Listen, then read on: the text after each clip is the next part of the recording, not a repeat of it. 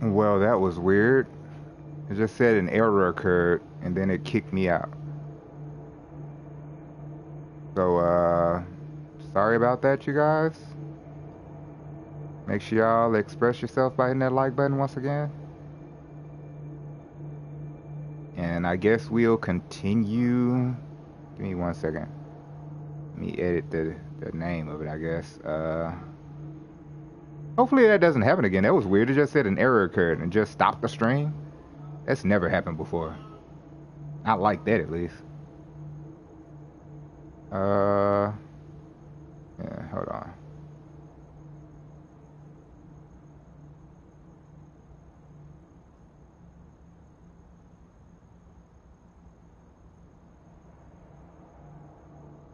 Not a fan of that. Not a fan at all.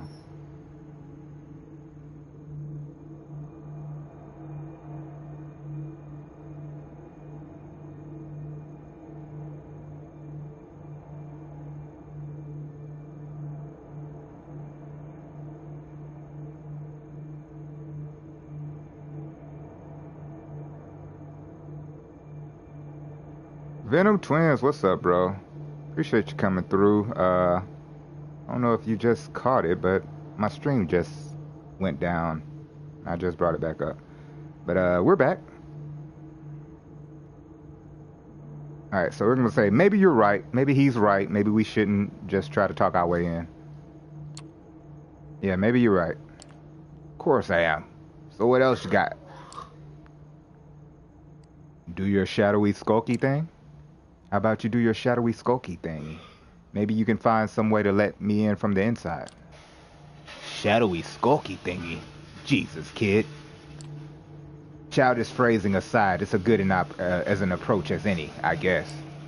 Without another word, he gets out the car and heads for a nearby back alley. You watch in silence as he disappears into the shadows. A minute passes, then another one, and another. You begin to worry. What if there were more cops inside? What if your moldy partner has gotten himself in trouble? Suddenly, a shadowy silhouette appears in one of the windows on the second floor. Looks like he made it after all. At least, you hope it's him. A shadow waves at you and points to the corner in the building, opposite the two cops. You get out of your car and quietly make your way toward the alley. Sure enough, you find that a fire escape ladder has been conveniently dropped for you. Good work, D, you mumble to yourself as you climb to the second floor. Finding the crime scene proves easy, though. Easy enough. You just follow the yellow police tape, and before you know it, you're standing in the middle of what used to be someone's living room. How you doing, though, Venom? How's your night going? Hope it's going well. The place has been completely trashed. Knocked over furniture, shattered glass, the works. Looking around, you notice a sign scribbled on a nearby wall. It reads, "His gift, our fate." You're no expert in typography, but the crooked letters look similar to the ones you saw back on Red Hook. Sure enough, there's very little in terms of blood, save for the occasional stain that's bound to end up on the carpet once you toss someone through a glass coffee table. D'Angelo leans against the doorway. He seems lost in his thoughts, sucking on a cigar compulsively and mumbling to himself. You lean over a bit, trying not to make it obvious that you're listening in. You manage to catch the last few lines of his monologue. The night's been kind to them so far, but the questions keep piling on, and now they've found themselves amidst the wreckage of another life. It was up to them to sift through the debris and come up with a neat little pile of answers. Suddenly he tenses up, as if seeing your eyes upon him. Feel free to chip in, kid. Anything catch your eye?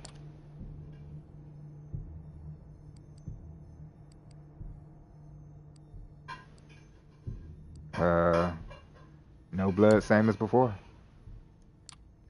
At least non-spilled. So what does that tell us?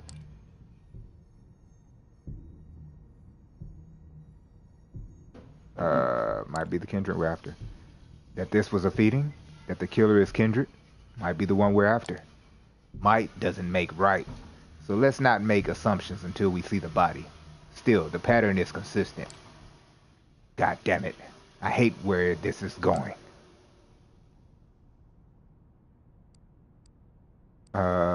Which is? Me being right about thin blood involvement, I mean. Anyway, looks like we're not getting any more out of this place. No way around it. We gotta see the body.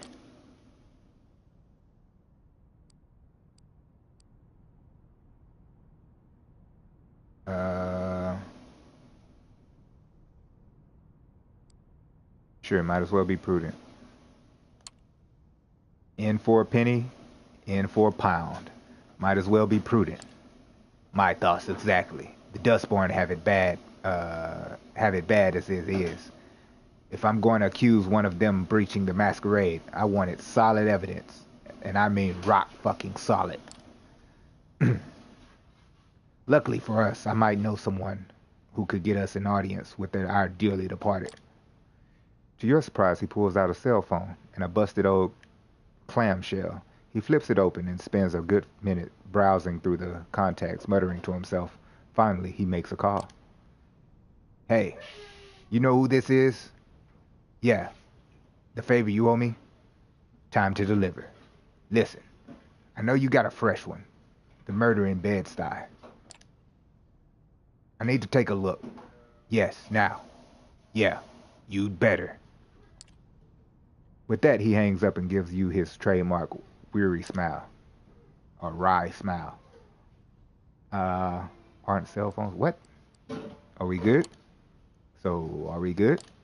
Yeah, we're good. Next stop, Kings County.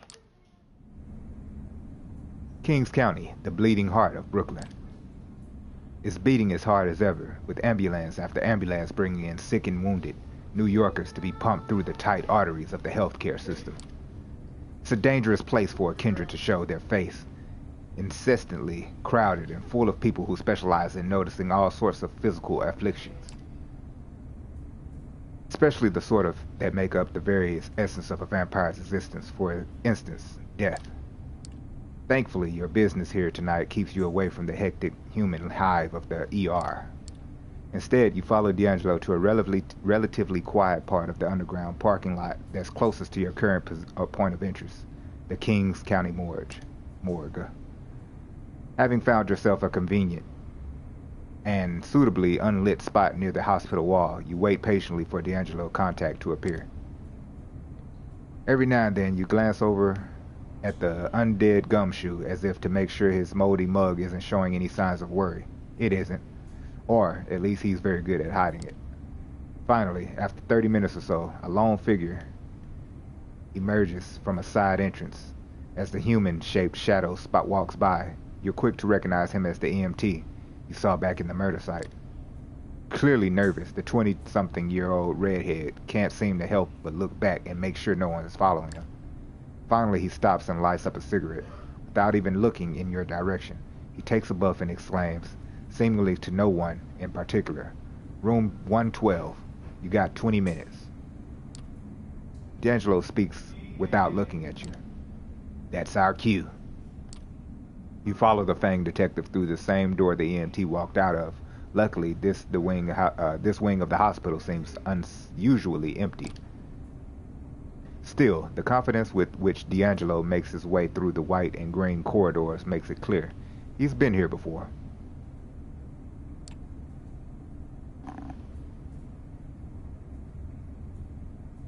Hold on 1 second.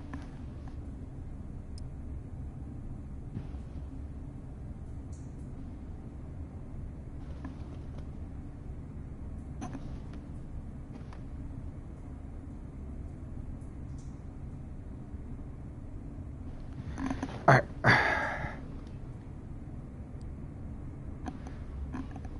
Finally, he stops in front of one of the doors, room 112. That's your stop. The room is small, with only one oversized freezer by the wall and a single slab mounted in center. Sure enough, the body of a hold on. Sure enough, the body of a what? You're saying middle-aged man or something. Hold on.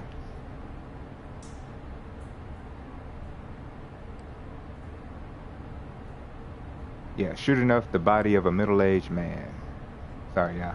I pressed the button too many times. It's splayed out on a steel surface. Even for a dead man, he seems unnaturally pale. Extreme blood loss will do that to you. Okay. Try as you might, you can't help but look at the man's face. His features twisted in abject horror. This was not a peaceful death. Looking closely, you notice 2 small puncture wounds on the victim's neck. If ever there was a clearer sign of a vampire attack, you've yet to see it. Looking over at D'Angelo, you notice his lips moving in a familiar fashion. He's narrating again. Before he can utter an intelligible word, you cut in with a remark.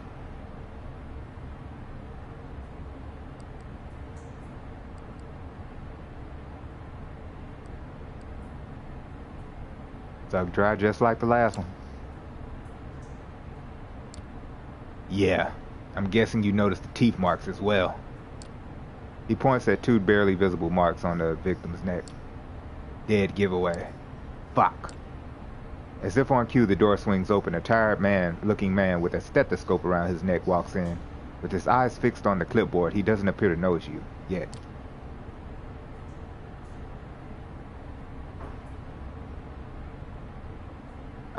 Feeding opportunity? This might be a good time.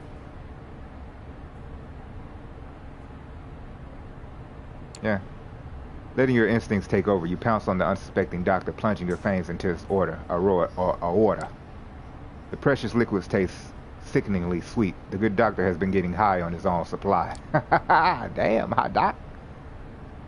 It takes you a moment to get your fill, but when you're finally done, you immediately feel D'Angelo's eyes upon you. You start coming up with an excuse, but he just smirks. You're quick, kid, I'll give you that. Beat me to it by a pube. Now come on, let's get out of here. Time to pay our dear Primogen another visit. Oh, we back as days go by. It's the bigger love of the family. Alright. Robert Larson home looks about the same as the last time. No added security, no angry dogs prowling the yard. It appears that the thin-blood Primogen would rather risk another visit from his old pal D'Angelo than to arouse suspicion of his family and neighbors. Which is good, considering that that's what he's about to get. Sure enough, the light in Larson's study is on, and you even catch a glimpse of the man himself shuffling around the room.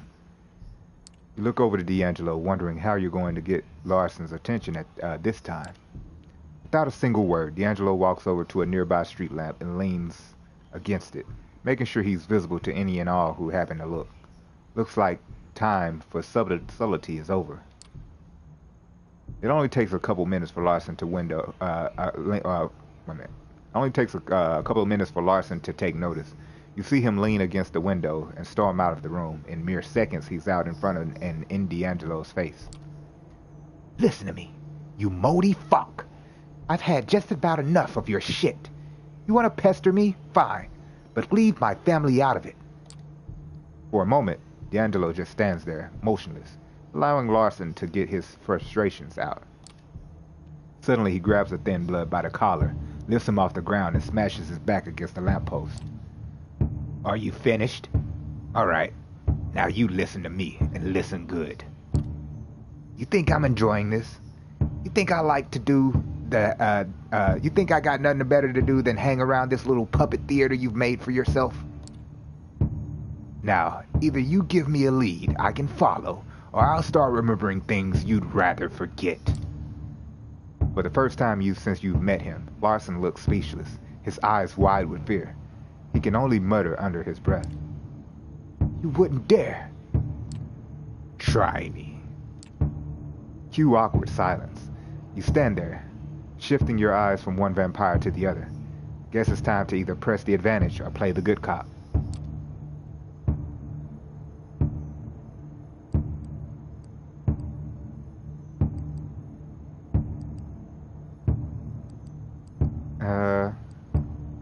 I'ma just press the issue. Come on, Larson, spit it out. Just give us something. It's been a rough night. See, Robert, my assistant here is tired of your shit too. So what's it gonna be? If you want my help, put me the fuck down. With his feet back on the ground, Larson straightens his collar in a faint attempt to preserving some shred of dignity. There's this place in. I like the way he stood up though. He didn't pretend like he didn't act like he was a bitch, but he was scared. There's a place in Manhattan, Lower East Side, one of the few places in the city where my people can find shelter. Yeah, I know. If you go there right now, you might find what you're looking for. D'Angelo stares at him for a moment, just long enough to make it uncomfortable. We'd better. Finally, D'Angelo loosens his grip. You both watch Larson limp back to his house, looking back over his shoulder like he's gonna tell the teacher on you. I'm gonna tell my mom. You look to your partner, meaning to ask what that whole thing you'd rather forget deal was. As if sensing your curiosity, D'Angelo cuts in with a preemptive mutter. Come on, we got what we came for. As you reach the address Larson gave you, you find yourself standing in front of what looks like an old garage. On the outside, the place looks as uninteresting as it gets. You think it abandoned, if not for the few barely working lights illuminating its shabby facade. Once you're inside, however, if ever there was a place worthy of being called a wretched hive of scum and villainy, this probably it. The room is littered with drunks and crackheads, human and thin blood alike, their minds lost in the cruel little worlds, their bodies splayed out across the floor. So are you telling me vampires can do crack and get high from crack? I don't know. Be quiet. Yeah, I don't know. That's kind of weird. But they just if they just sitting there with humans, then yeah, they high. They just laid out on the floor. Interesting. D'Angelo leans over and whispers in your ear. I'll cover the back door. You stay there near the front. Let's look around and see what we can find. Before you can ask what exactly you're supposed to be looking for, D'Angelo disappears into the shadows.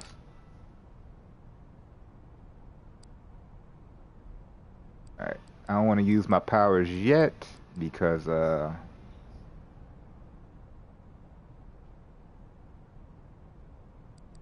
last time it kind of blocked us out from doing other stuff. So let's just look around quietly, doing your best to blend in with the crowd, which is fairly difficult considering your upright position. You slowly make your way across the larger room. Not really knowing what you're looking for, you focus on the details, a knowing smirk, a hateful stare, anything that looks even the slightest bit suspicious. After a dozen or so empty stares, you're almost ready to give up when suddenly something catches your eye. A young, skinny woman, hunched in the corner, 1,000-yard stare that tells you, beyond a shadow of a doubt, it's her. As you walk towards her, D'Angelo emerges from the shadows right next to you. Nice catch. He kneels down beside her. You can tell he's trying to sound as comforting as possible, but with his gravely timbre, it's not really working out. Hey, it's okay. We're not here to hurt you. We just want to talk. No, don't talk. Too loud. Too loud. She seems halfway out of it. It's like the lights are on, but whoever's inside is stumbling around one hell of a bender. Alright. You like it quiet? Got it. Can you tell me your name? Sana. That's what he called me. Suddenly, you hear the door swing open behind you. Even though the night is fairly warm, a cold chill runs down your spine. You look towards the entrance. There is a woman standing there, and something about her just screams, kindred. Even though she seems comically overdressed for the situation, somehow you don't feel like cracking a smile. Whoever she is, you can tell she means business. She starts making her way to the back of the room. not making any effort to step aside any of the junkies and drunks. They all know well enough to get out of her way. Acting out of bravery or sheer stupidity, you walk up to her. She looks at you as if you were something she's just scraped off her shoe. You smile nervously without even knowing it.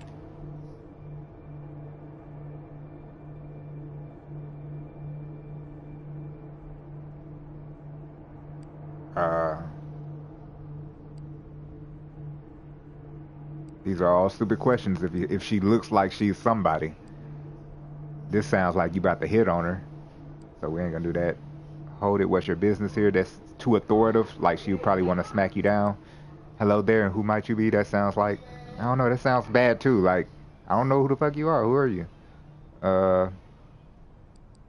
She'd be like, who the fuck are you? That's what I would say. Let's just say hello. As soon as you open your mouth, her hand shoots out, grabbing you by the throat. See? Why did I know that was going to happen? Something like that was going to happen. The woman looks at you, tilting her head as if examining a curious species of insect. Suddenly, her eyes shift as if she notices something behind you. Her face turns from disgusted curiosity to sheer annoyance. You. Hey, Val. That's my assistant you got there. Do you mind? She rolls her eyes. You feel the grip of your neck loosen. The grip on your neck loosen, and you awkwardly fall to your feet. She makes her way towards D'Angelo, pushing you aside like a rag doll. Where is she? You're gonna have to be a bit more specific, darling. Don't play coy, Guinea. The manslayer. I know she's here. A blood hunt has begun. By order of the prince herself, the girl is to meet her final death. Okay. Hold your horses, honey. I'm conducting an investigation under auspices of the sheriff. That counts for something, too. Look, sweetie, I'm not here for some clit measure.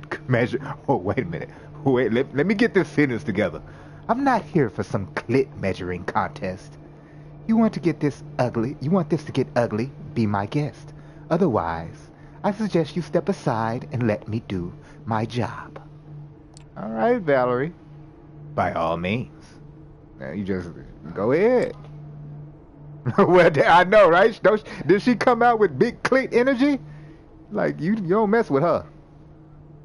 She said a clit fighting contest, whatever she called it. I never heard that one before. He steps aside in a comically exaggerated fashion. You look at the corner where you last saw Sana, but find no trace of the girl. Well, I'll be. I could swear she was just here. Valerie looks at D'Angelo. She smiles softly, but you can tell she's just trying very hard not to rip his head off. You'll regret this. Story of my life. Without another word, she turns her heel and storms out. D'Angelo waves his hand in your general direction. Come on, kid. Let's get out of this shithole. As you emerge from said shithole, you feel the cool night breeze caress your face. It's soothing and almost makes you forget how shitty the last few hours have been. Almost. Okay, kid. I know you've got questions, but it's getting early and I don't feel like having a Q&A session right now. For now, you get one question. Make it count. Who the hell is Valerie? Hey, good question.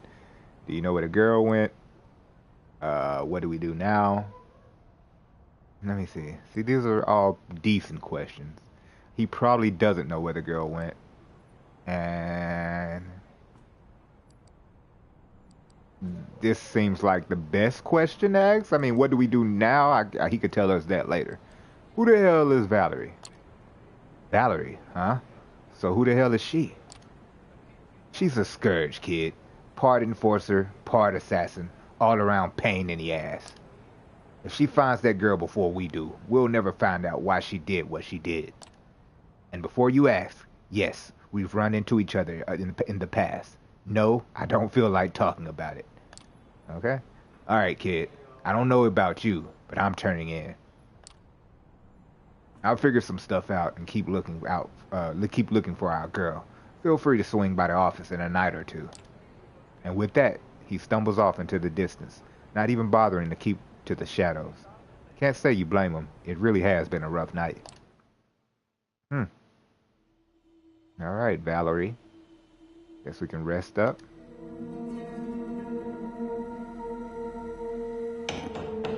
Knock, knock.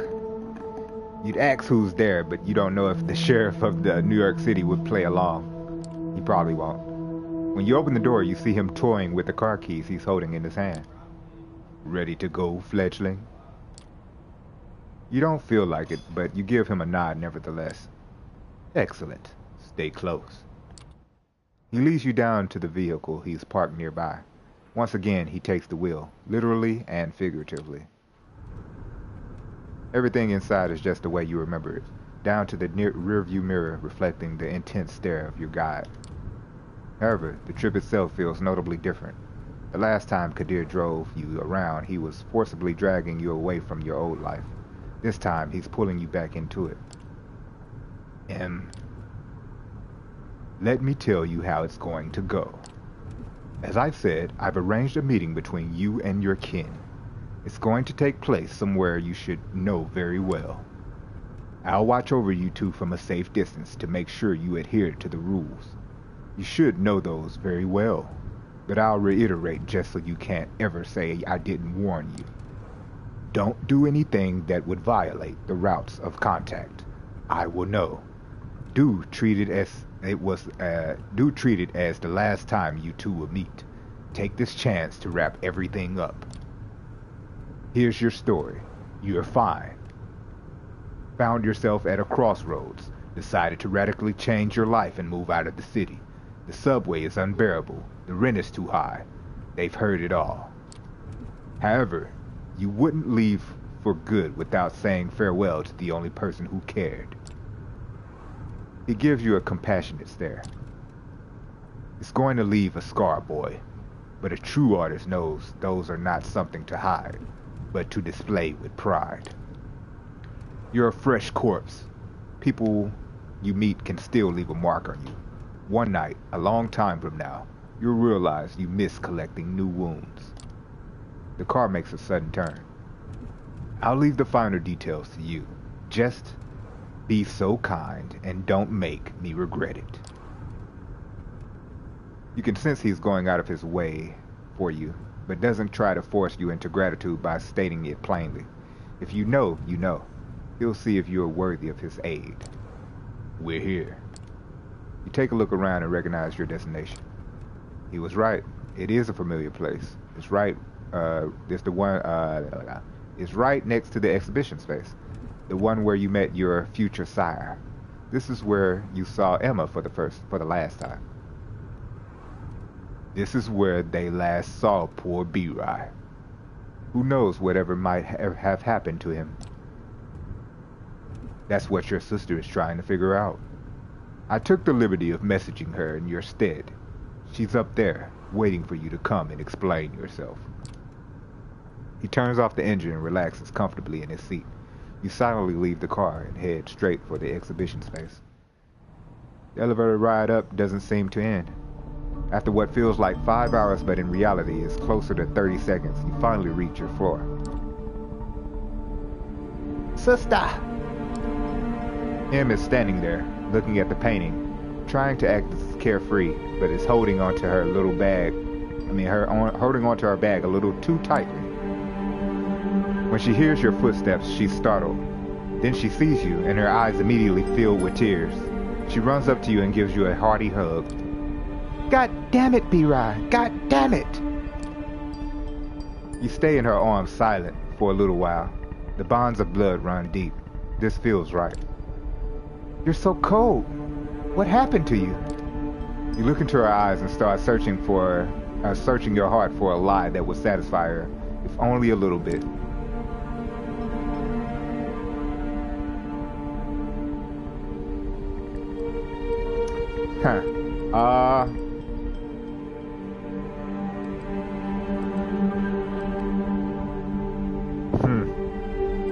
I I decided to go on a soul-searching trip. There was a sudden opportunity.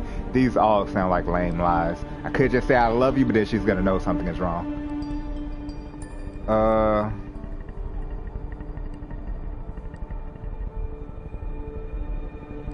Say there was a sudden opportunity. They're all terrible? Right, Jen. They're definitely terrible. So you see, I met this man, and he was interested in art I make, and he was from the other side of the world. You stop mid-sentence. It's perfectly obvious that you're not exactly telling the truth, and her expression makes it obvious that she knows it. What happened, B-Rhy? Talk to me. All of the life-saving work she's sent your way, from the concept artist job to this very exhibition. I've been losing my mind. Talked to literally everybody I know to ask when the last time they saw you was. All the times she helped you get your shit together. I've always been honest with you. The least you can do is return the favor. She absolutely deserves to know, but she can't. Kadir is waiting downstairs. B-Rhy. Her voice startles you. Your first instinct is to run. And like the beast you've become, you trust it. B-Rhy? You can't do this. Not now. Not like this. She watches as you, kindred and undying creature of the night, zoom away from her, run into the elevator and press the ground floor button. This might be the last time you ever see each other. At least look her in her eyes and force yourself to tell her one last thing.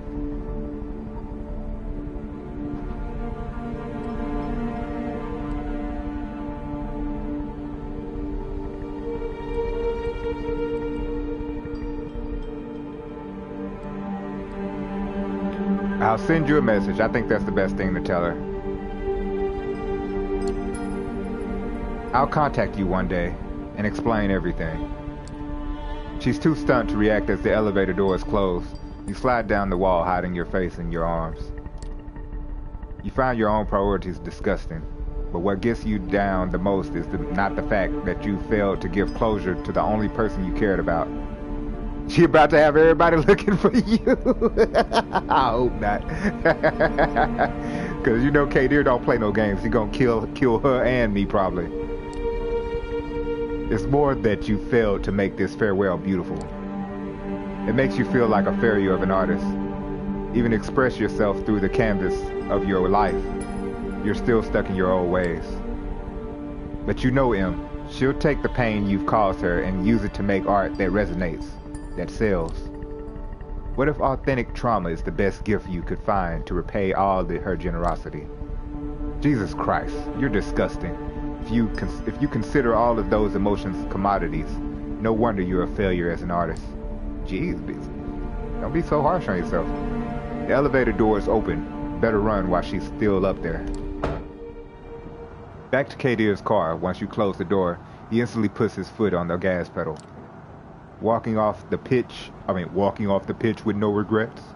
Said everything you had to say? Shit no, Kadir. Kadir sighs. Yeah, that's what I gathered from here. I'll keep an eye on the situation. Placate her somehow if she won't stop looking. I've got some, well, tested methods. Non-violent, of course. He gives you a good stare via the rearview mirror. Not comforting, Kadir, sorry. You're an artist, aren't you? You nod half-heartedly. So you, of all people, should know that things always be more time to plan. Tools that could help you execute it better. Perfection is just an accident. Alright, there could always be more... let me see. That things never work out the way you plan. There could always have been more time to plan. Tools that could help you execute it better. Perfection is just an accident. Okay. The only thing you can do is give it your best shot, given the circumstances, and immediately move on to the next thing. When all is said and done, regret is nothing but narcissism and a waste of time. Sophie, your coterie, coterie, whatever it's called, those are the materials you've been given, and they're potent ones. Make the best use of them so that they might create something more beautiful than your artist's tools ever did. And as a side note, I envy you. I wish I still had someone to make my knees feel like jelly. Even when you can't see them anymore, just knowing that they're there keeps you in touch with what you once were. So Kadir has no family, no relatives that he can think about. He's probably been a vampire for a long time, honestly. The car speeds up to cross an intersection before the lights turn red. You give Kadir a good, hard look. Why are you not mean to me? Thank you. Good job with setting it all up. Just say thanks. Thanks. Doesn't feel like a, how do you call it, very vampire thing to say, but you say it nevertheless. He visibly is taken back, and his usual furrowed brow smooths out for a moment. Then he takes on a serious, slightly sorrowful expression. Don't suck up to me, kid. Mr. Bad Guy is still here, and without a doubt, he will go back to decapitating suckers like you any time now.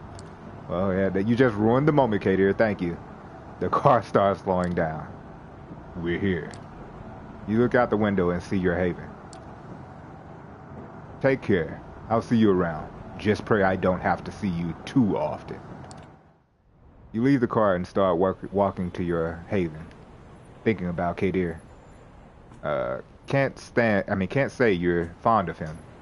What with the welcome he gave you and all, but after tonight, you can't say you aren't either. You're gonna need some more time to understand him, that's for sure. Okay.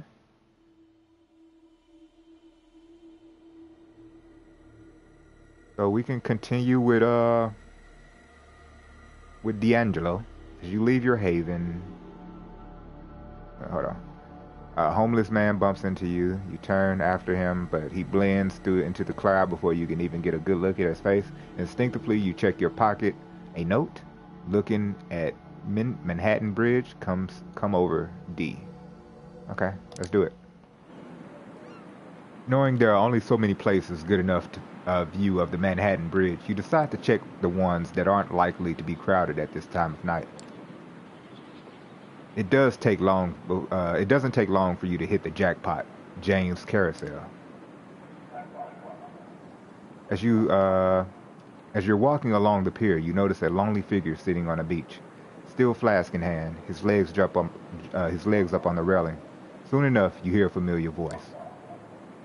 Evening turned to night, and as the final flickering rays of sunlight gave way to the kind nocturnal shadows, so did the last of the jabbering tourists give way to a blessed silence.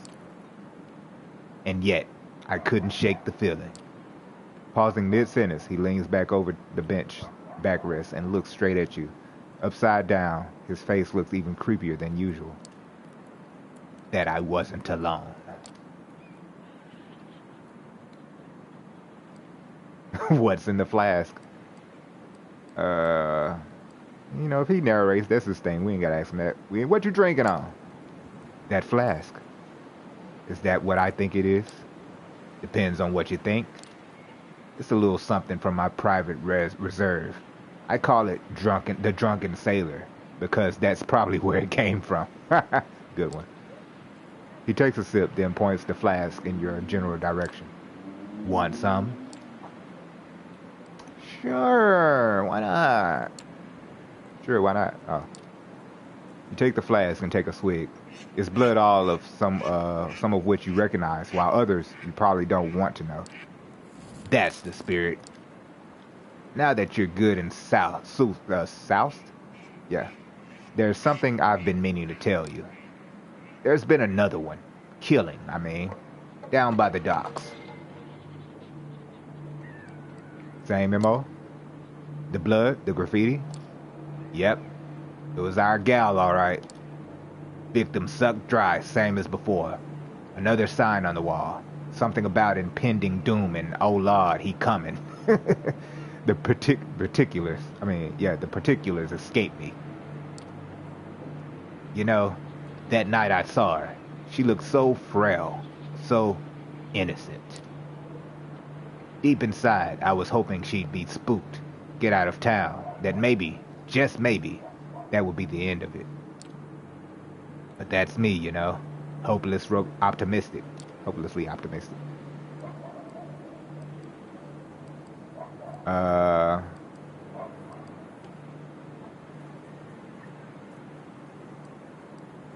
Any ideas where she is? Do you have any ideas where she might be? Sorry, kid, I'm fresh out of ideas. He raises the flask, refilling as we speak, and takes a swig as if to illustrate a point. So anyway, I've set up a meeting. Neutral ground, public space. Shouldn't get too ugly. Still, I was hoping you could tag along.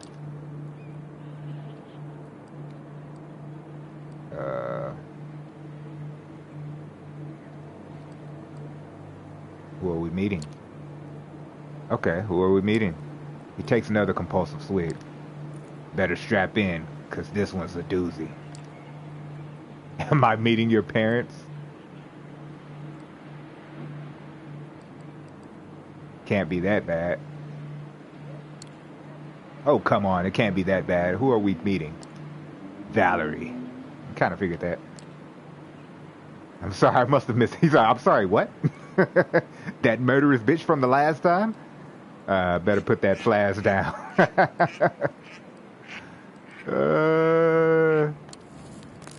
That blood must be amazing, an amazing vintage, because you sound fucking hammered. Hardy fucking har. Look, I know you two didn't exactly hit it off, but she's not as bad as you might think. I mean, in some respects, she's probably worse, but she can be reasoned with. Once again, he goes for the flask, but stops himself mid-motion. Look, the way I see it, we ain't got a choice. As much as I want to help Sana, she's clearly a few bats short of a belfry. More people are going to die unless we do something about it.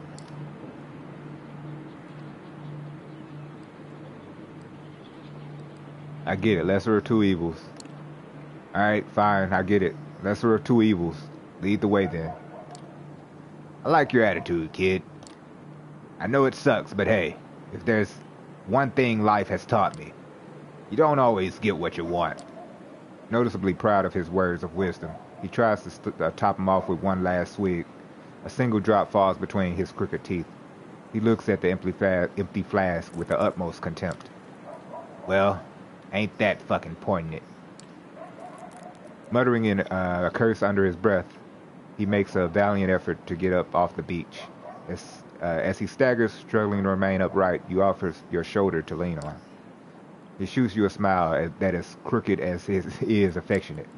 Hey, kid. You meet his gaze, trying to look friendly rather than condescending. You're all right. Ah, thanks, D'Angelo. With that heartfelt moment, you bid adieu to the sprawling vista and make your way towards the bridge. Next stop, Manhattan. Entering the park from Midtown Manhattan, you promptly take a spot by one of the alleys, not very deep into the park. Minutes pass, 5, 10, 15. You start to wonder if she's ever going to show up, or even going to show up. Suddenly, you hear a familiar voice, but with an unfamiliar tone. She sounds almost nice. Hello, Guinea. And there she is, walking along the side of the fountain. She looks less out of place here than back at the junkie-infested hovel, but only by a slight margin. Something tells you there are only so many places she would feel at home, and probably not ones you would want to find yourself in. Val.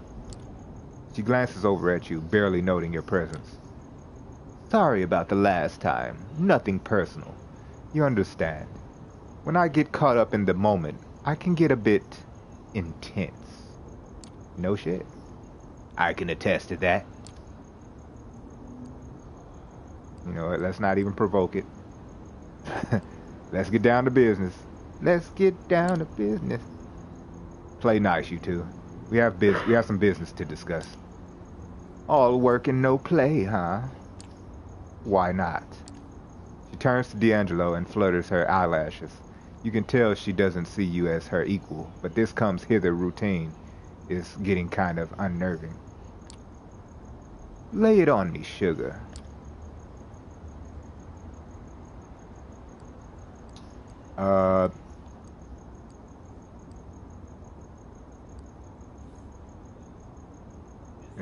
Do we have a proposition? I don't know the proposition. It's about Sana. We're to talk about Sana. Who? Oh, right, the thin blood. What about her? The girl's a threat. We need to find her. Figured we can do it faster if we work together. Uh-huh. Keep going, honey. 'Cause I have a feeling there's a catch coming. The catch is... Awkward silence. If it's not often you see him at a loss for words. Seeing him struggle, you decide to jump in. Please don't jump in.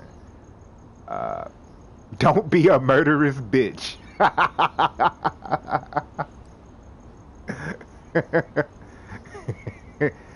I mean, I would say that if I didn't want to lose my life.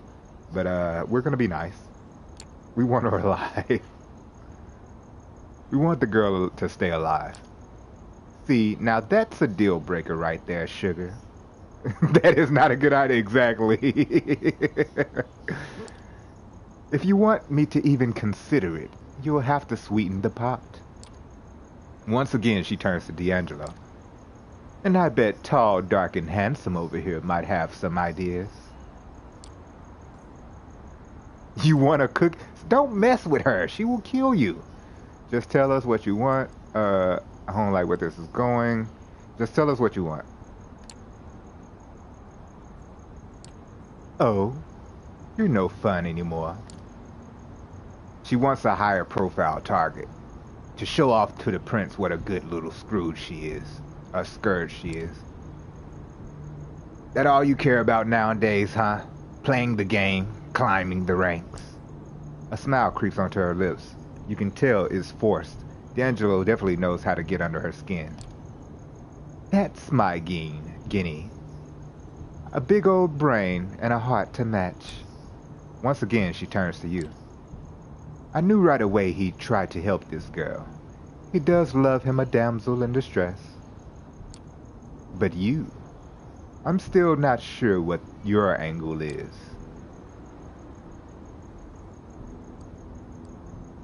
Same as you, advancement. Killing humans threatened the Masquerade. Putting a stop to it is bound to turn a couple heads. So you're not a hopeless romantic like some of us here. Good to know, in case you ever get in my way. So there, you know my terms. Contact me when you've made up your mind. Don't take too long, though. I'm a lucky girl. I might just find your little thin blood on my own. Still, I hope we can work together. We did make a good team back in the day, didn't we? Slowly, seductively, she puts her arm around his shoulders. She glances over to you, clearly enjoying how awkward it makes you feel.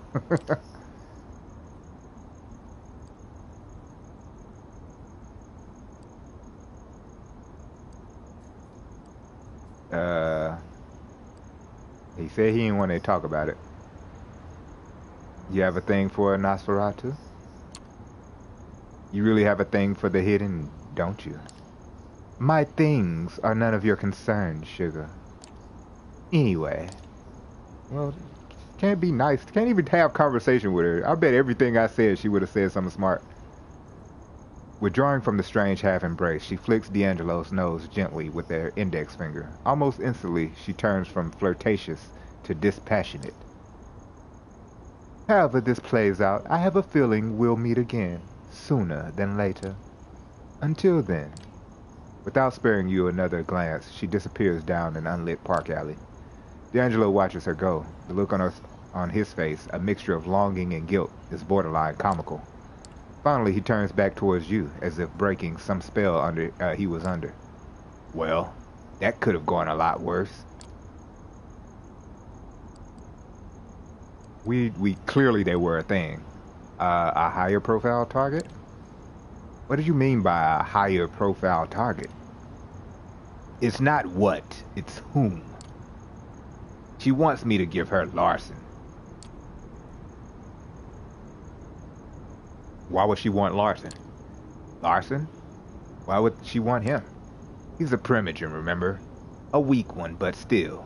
For Scrooge, he's more valuable target than some no-name Duskborn. And it just so happens that a certain someone might have some dirt on him. He squints, rubbing the bridge of his nose. Fuck it. I'm heading back to the office. Need to put my feet up, get some blood flowing through the old noggin. You coming? You nod. Why the hell not? And so, you make your way toward Fifth Avenue. You've got a long way ahead of you, and a lot of stuff to figure out. Although it's not your first visit, you still find it hard to navigate the dark, rust-ridden corners of the grain terminal. Luckily, this time, you're with someone who could probably do this blindfolded, so you just follow his lead. As you both climbing the rickety stairs leading to the mezzanine, you suddenly notice light coming from D'Angelo's office. A quick look assures you that no, he did not, in fact, leave it on. You bust through the door like undead Tango and Hooch. Or was that Tad Turner and Cash? Ready to unleash unholy fury on the intruders. You half expect the Anarch Death Squad or SI Hunting Party. Instead, you get Larson, who nearly falls out of the chair when you two bust in. Missed us already? Well, look who it is. Missed us already? Hardly. Seemingly both intrigued and irritated by the surprise visit, D'Angelo walks over to a cabinet and pulls out a fresh cigar. Then may I ask what brings you, O venerable primogen, to my humble abode? Her. He points at a tiny shadow cowering in the corner of the room. To your astonishment, it turns out to be a very familiar face. It's the girl that we're looking for. Yep, Sana. The blood. No, not again, please. Did she tell you anything?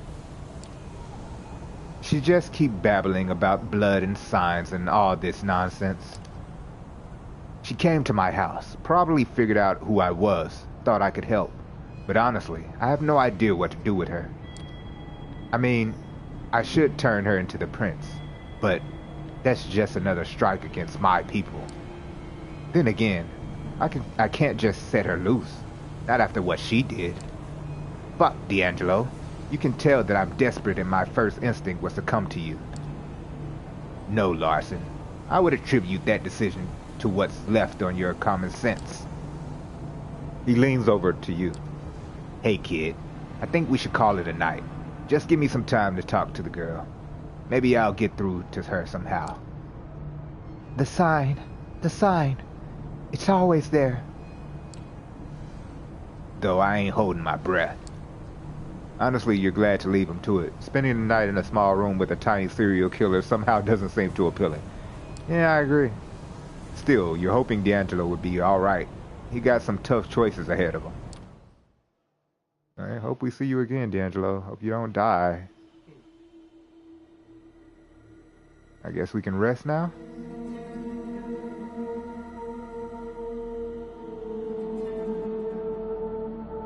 Alright, so we can go back to D'Angelo. It's been some time since your last visit at the Red Hook. You should probably get back to D'Angelo and see if he's managed to figure out how to handle Sana. Yeah, let's go on and wrap that up. As you make your way up the stairs, you notice that D'Angelo's office is surprisingly quiet. You were half expecting something akin to a scene from The Exorcist, with Sana belching out curses at your companion sprinkling her with, well, whatever it is vampires use for holy water. What you witness instead as you open the door is the picture of serenity. The girl, although still curled up in a corner, is sitting calmly, with her eyes fixed on the pages of some pulpy detective novel. She doesn't even register your presence. Sitting behind his desk, D'Angelo seems to be looking over some files, puffing on his usual brand of cigar. Seeing no trace of Larson, you assume he must have gone back to his family. Noticing your presence, the vampire detective leans back in his chair and gives you a tired look. Hey there, kid. Glad you could make it. I wouldn't miss this for the world. Any luck with Sana? Is she actually reading? Look, don't insult her intelligence. Any luck with Sana? You managed to get anything out of her? Same old same. Mumble, mumble, ominous, non-satire, sequitur, whatever it is. But I do know one thing. She might not be all there. He pats himself on the forehead in an utterly unnecessary attempt to illustrate the point. But she's not all gone either. I think there's still hope for this girl. Anyway, I've been going over the case files, mulling over our options. Surprise, surprise, they all suck donkey dick. No matter how we go about this, someone gets fucked over. Her, Larson, us. What options do we have? Okay, then lay it on me. What options do we have? Okay, let's polish this turd. Here's how I see it. 1, we grab Sana and take her to Elysium and make a case for her to Prince Panhard. 2, we get Valerie to back off by feeding her the dirt I got on Larson. 3, we try to get Sana out of the city. Come on, kid. I can hear them thoughts bouncing around in your head from over here. Out with it. Elysium is definitely a death sentence. Does it really matter what he has on Larson? Get her out the city and then what? Yeah, that would be my question. Assuming we can get her out the city, what makes you think she won't kill again? Hey, I ain't just gonna let her loose in another state and forget about it. I got some people up north, people I can trust. They might be able to help her, at the very least, keep her safe and make sure she doesn't do anything stupid. Alright, I guess we get to ask another question. What do you have on Larson? What kind of dirt do you have on Larson anyway? Must be some serious shit. Oh, it is. A few years back, the Second Inquisition led a coordinated assault on New York kindred. Operation Lights Out, they called it. Nasty fucking business, that was. A lot of good vampires died. Some of them I knew personally. Larson was one of the Inquisition's first targets. But when they got to him, he managed to convince them to spare his life. He was a snitch. In exchange, he fed them info on a fellow Camarilla member, one Nicky the Chop. Suffice it to say, Nicky didn't make it through the night. Okay, time's a wasting. What do you think we should do?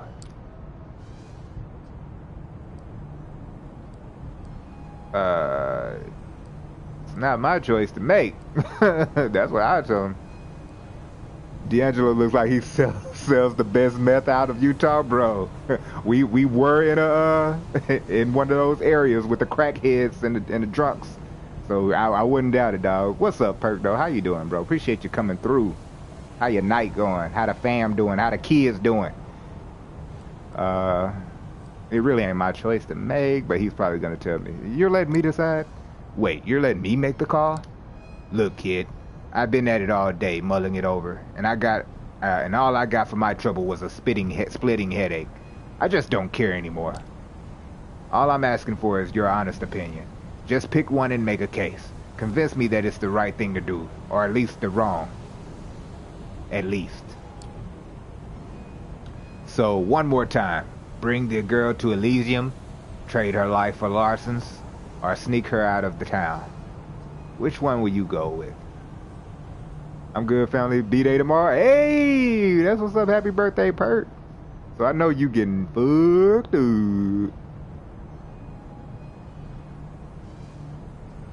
up. Oh, you enjoying your beer, bro? I got a beer. I need to get mine open. Actually, I need to cool it down a little bit, then open it. So which one would I go with? Elysium's gonna kill her. I actually not sure if she doesn't deserve to die. She killed like 3 people already. That's what we were doing the cases for. So I wouldn't mind if she got killed, honestly.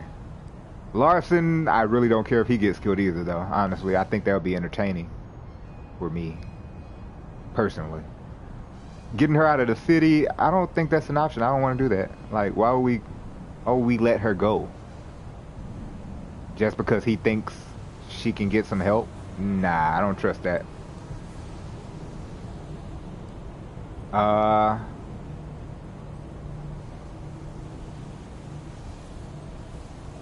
If Larson's a snitch, But he's back with his family, he got family who aren't vampires that he stays with.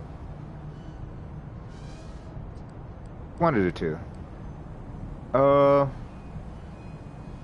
Elysium is the right thing to do. And that may actually help my rank up instead of helping her rank up. So yeah, I'd say Elysium seems reasonable. Bring her to Elysium seems like the most reasonable thing to do.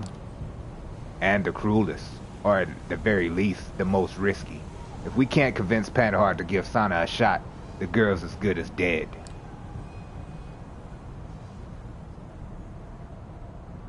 I don't think giving her a shot is gonna work. I'm gonna say maybe you're right, because I mean they did give me a shot. I think Panhard is tired of giving shots. Maybe you're right. Yeah, maybe you're right. It does sound risky. I like the voiceover. Hey, bro, I'm trying to do my thing. Try to give everybody a little different voice. I probably done changed their voices up like 10 times each, so ain't no telling.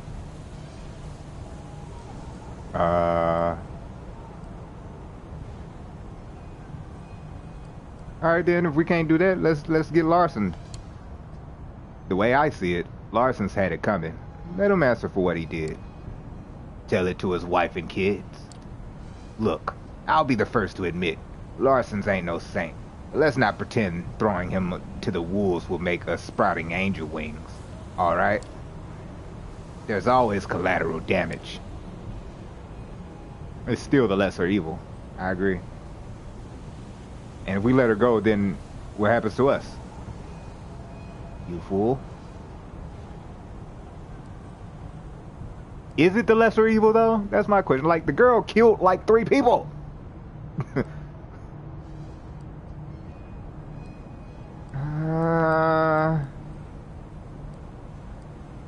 No, it's still the lesser evil. I'm gonna go with that. It still seems like the least of all the evils. So be it. Fuck. Do me a favor, kid. Watch her for a few minutes, okay? Gotta make some arrangements, make a few calls. He catches himself, looks at you with an expression of the phoniest of phony guilt. But not like with a phone or anything.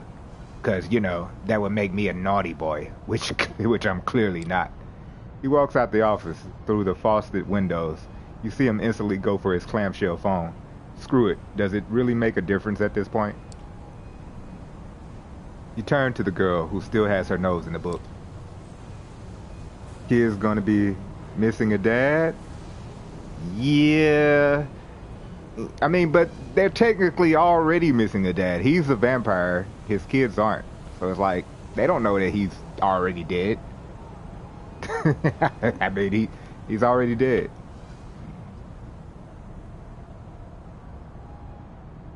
You turn to the girl who still has her nose in the book. Technically right.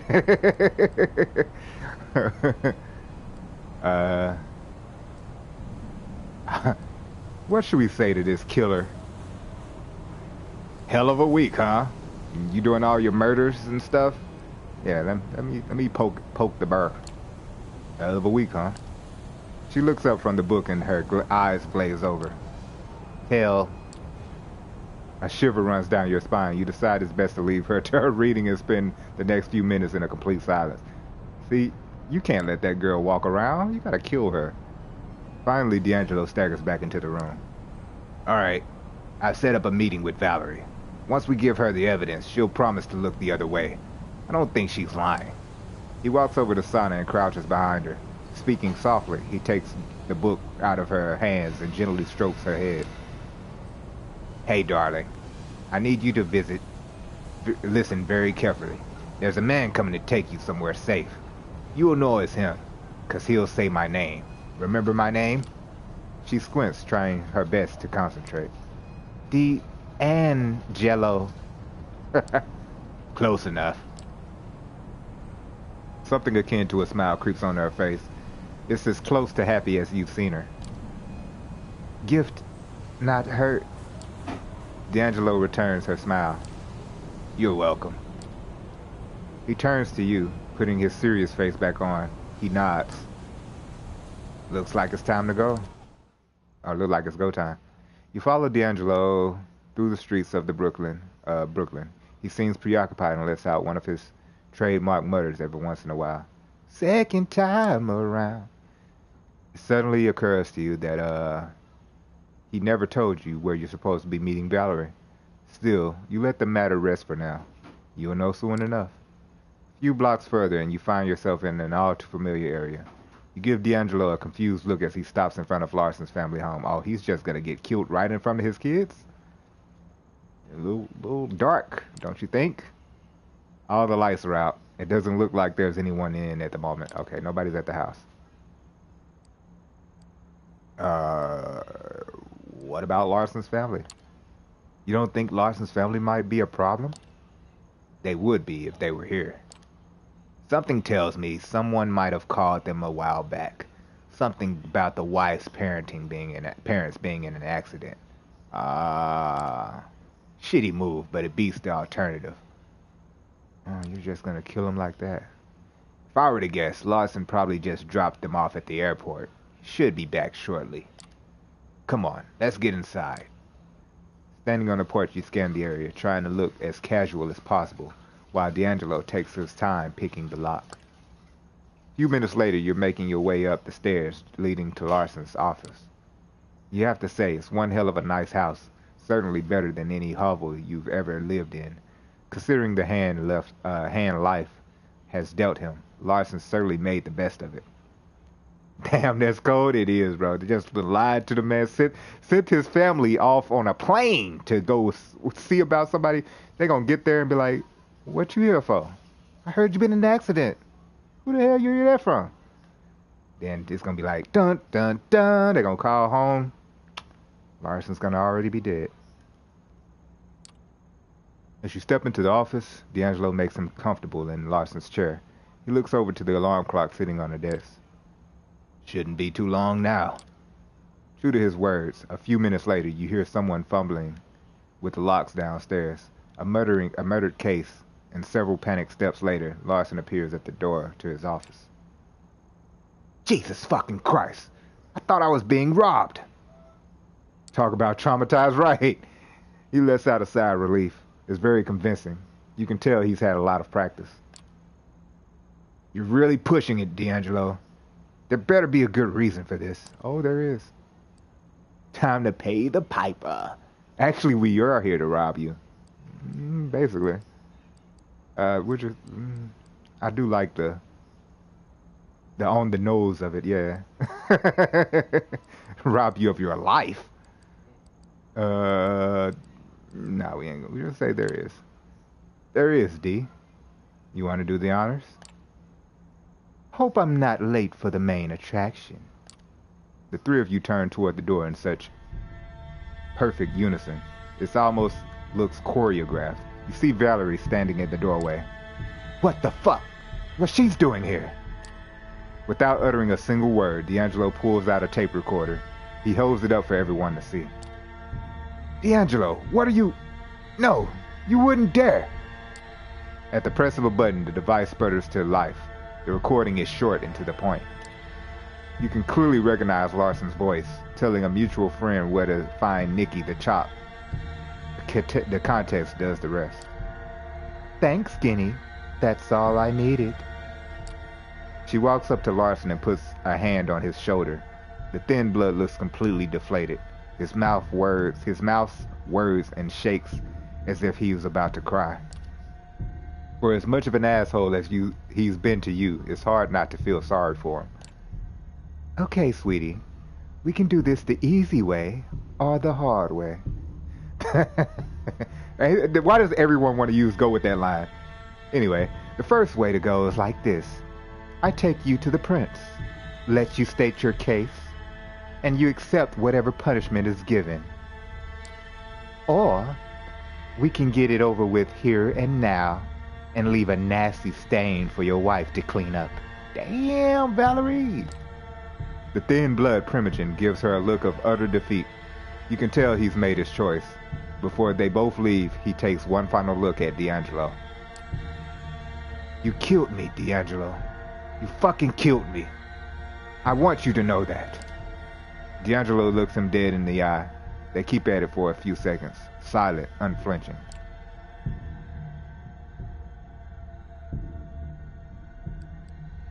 Hey, you can ask the prince for mercy. She probably won't give it to you.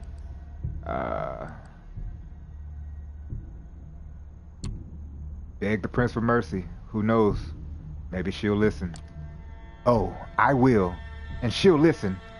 And then she will have me killed. Because it's the most practical thing to do. I've played this game long enough. I might be a coward, but I'm not fucking stupid. I think that's enough drama for one night. Let's go. On her way out, she gives D'Angelo a slight nod. It tells all you need to know. He's kept his end of the deal. Sana should be safe, at least for the time being. Once they're gone, D'Angelo gets up from the chair.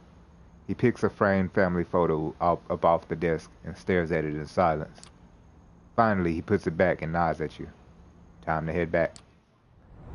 Slowly, clumsily, you make your way back to the grain terminal. No words are spoken, no bad jokes made, no monologues murdered, and no smiles exchanged. There's only silence and vacant stares. As you head up the stairs in D'Angelo's office, you can feel the tension rising. You can tell the moldy sleuth has reached a breaking point. He walks into his office and leans against a cluttered desk. You figure now is a good time as any to break silence. Gonna be okay? The moment you finish your sentence, D'Angelo leans over and sweeps all his stuff off the desk. Notepads, bits of paper, and what looks like a cheap imitation of an antique lamp. It all comes crashing to the floor. It doesn't stop there as he grabs a heavy file cabinet and knocks it over. Slowly, but surely, the once quiet office turns into a heap of crumpled paper and broken furniture. The tantrum lasts for mere seconds, but as you stand there, watching, it feels like forever. Finally, D'Angelo stops and looks up at the ceiling. It's hard to tell if he's had enough, or has simply run out of stuff to throw around. As he stands there, slowly regaining composure, one of the objects scattered on the floor catches your eye. It's a small paperback novel, the same you saw there same as you saw Sana reading earlier tonight. It must have landed there while D'Angelo was giving the room a royal thrashing. You pick it up. In huge letters, the title on the cover spells The Longest Night and the Other Stories. The smaller caption underneath reads, Another collection of stories from the Gianna D'Angelo saga. What in the actual fuck? You flip it over and are immediately drawn to the picture on the back cover. If not for a lack of flaky skin and distorted features, you'd say the guy looks very familiar. The name of the next picture, Reginald Finch. You stand there not even knowing where to start. Even in his current state, D'Angelo, or whatever his name is, remains one step ahead of you. Yeah, that's me in the pic. Reggie fucking Finch. Haven't seen him in a while. Wasn't planning to.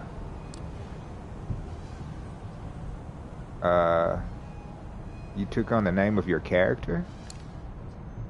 You named yourself after one of your characters? Raid is more than that. I sort of became him. See, Reggie Finch was a pushover, a small-time journalist and a wannabe writer. He would never survive out there among the coteries of New York. Gianni D'Angelo, on the other hand, honestly, it just sort of happened. Guess it was the only way I could make sense of it all. I mean, once you wake up looking like this, realizing your life and all that you were is gone forever, you can't really blame me for trying to at least make it interesting.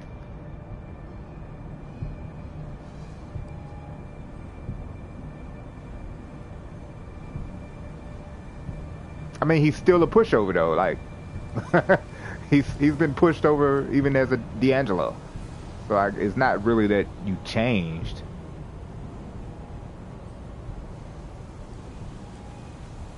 But I think it's just you can call yourself. I think D'Angelo's a better name than Reggie. So be D'Angelo. I guess to some extent, we all put on an act in front of others. We make up characters, idolized versions of ourselves. It gives us something to live up to. I mean, don't get me wrong, it's still weird. But it's not that weird, D'Angelo. For a moment, he seems to be mulling over what you just told him. Finally, he picks up the ashtray from off the floor, rummaging through the ashes. He finds a mangled, half-finished cigar. He sticks it in his mouth and lights up, the lighter's flame reflecting in his shades. He smiles at you, ever so slightly. Thanks, kid. Tell you what, how about you take the rest of the night off?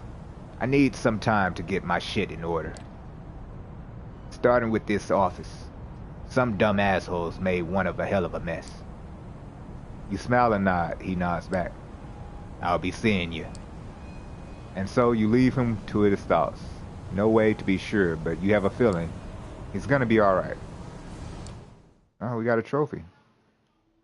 So we're done with D'Angelo. Interesting. Last time you failed to resolve the situation with your stalker, you have to get a handle on that one way or the other. We got a stalker we need to handle. Let's handle the stalker. Walking down the street in my 6 fault, and I'm gonna stop. Walking down the street, you near your haven.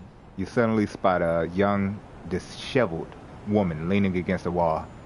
She looks you straight in the eyes and disappears into the alley. She is your stalker. You're certain of it. You take a few running steps to catch up with her, determined to find out what this is all about. Ducking into the alley, you come upon a grisly scene. An old man, a pensioner really, lies broken on the ground, telltale puncture marks on his neck. 3 vampires stand above the corpse, licking their lips. All were embraced young, 2 men and a woman, black hoodies, bicycle chain, a facial tattoo. You've never seen them before, and you assume you know why. They're anarchs. Hey, it's the Camarilla fucker, just as promised. I like beating up these privileged little shits. You walked into the simplest ambush in the world.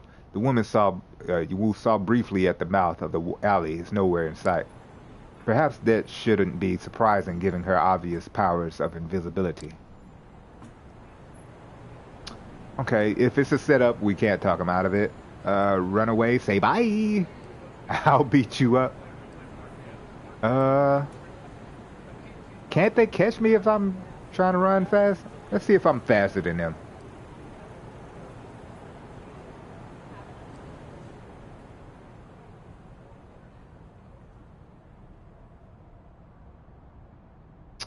Yeah, let's see if I'm fast. You know what? Let's do this another night. Bye! There's a chain link fence at the end of the alley. You engage the powers of your blood and run right past the anarchs, vaulting over the fence. They run in pursuit, and one has supernatural speed too. However, she struggles to keep up as you slip from alley to alley, taking a shortcut through a small park and vanishing into the subway station. It's difficult to keep up with vampiric speed, even if you have similar powers. Once you emerge back above the ground, you wonder what this means. Your mystery stalker was clearly willing to endanger the masquerade to get you beaten up. Yet, it didn't feel like they were going to kill you. Whatever it was, your reflexes saved you from a face full of hurt. Yeah, nobody had to die. Especially them. Alright, take a rest. Take a rest. Alright. I guess since we've already talked to Benoit, let's go back and see what Benoit has to say. He wants to meet up again at the cathedral. You wonder whether the mysterious priest will be there. You started to look at the churches differently since your last encounter with Benoit. You're not sure what happened inside, but it was unavoidable real. You felt it. When Benoit mentioned that being in the presence of Father Anthony's faith would eventually kill someone like you, an undead being, you believed him. It doesn't seem to be very common, though. In New York, you pass thousands of people every night, and none of them have made you feel so afraid and insignificant. If you were to encounter someone like Father Anthony in the subway or a nightclub, you would know. There are many churches in the 5 boroughs, and you're pretty sure most of them don't contain someone whose faith can touch you in this way. Yet you've become wary. They just might. Still tonight, the cathedral looks as before. A striking landmark acting as a symbol of faith for people who have no idea that vampires exist in the mist. For them, questions of faith and myth are theoretical and philosophical. For those same questions suddenly define the meaning of your new existence. You sneak into the cathedral like an old hand, as if the church had been a regular part of your life. Inside, the cathedral is almost deserted. You're not sure if you're meeting B-Rhy alone. The idea of feeling Father Anthony's faith on your undead flesh freezes you with terror. B-Rhy is waiting for you in the front pews of the cathedral, in the exact same spot where you saw Father Anthony. Worried, you approach, but you don't feel the touch of faith that shook you before. B-Rhy nods as you sit next to him in the pew.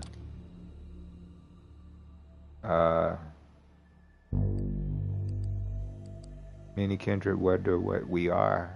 I have so many questions. Aren't you worried? Huh? Yeah, that's mine. I have so many. Do I have questions for B-Rhy? We don't know B-Rhy. We do have a lot of questions. I have so many questions. I thought a lot about our last meeting. There are so many questions, and I'm not sure where I can find the answers. I can tell you some things, but you'll grow dissatisfied with me and want to find answers of your own. That quest will never end. You've had some time to think. I'm guessing you found the touch of Father Anthony's faith hard to ignore. For most people, God's presence is a question of faith. When I talk to Father Anthony, it feels like proof. B-Rhy is fervent, intense as he speaks. It's clear these questions have consumed his existence. Perhaps they'll consume yours too.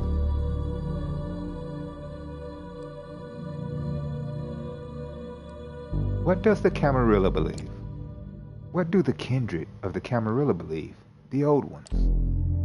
It's true the elders are not always so good at teaching their chowder. Maybe the Camarilla would function better if we all knew these stories. B-Rhy looks around reflexively to make sure nobody is listening. There are only a few people in the enormous cathedral, and they don't seem to be interested in two loners murmuring to each other in the front pew. It might seem like ancient history, things that happened thousands of years ago, but time works differently for our kind. If the stories are true, there are Methuselahs. I think Methuselahs? Okay, that's the word. Methuselahs still is in existence who walked the earth when Jesus was alive. The only problem is that old vampires lie. They adjust history to suit their egos.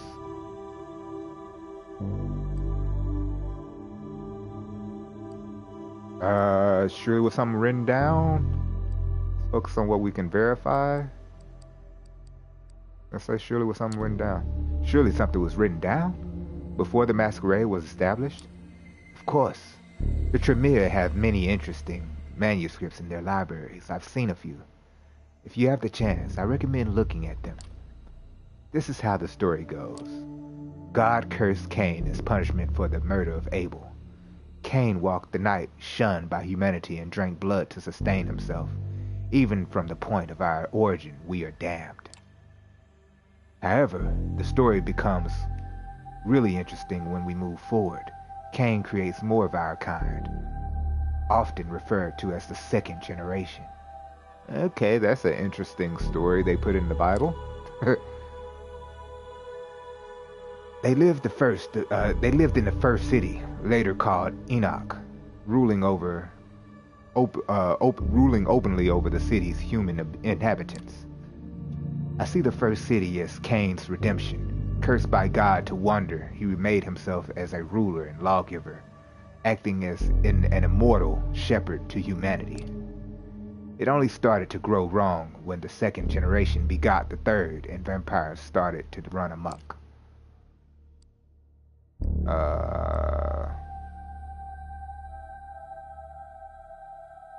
Vampires ruled openly over humans?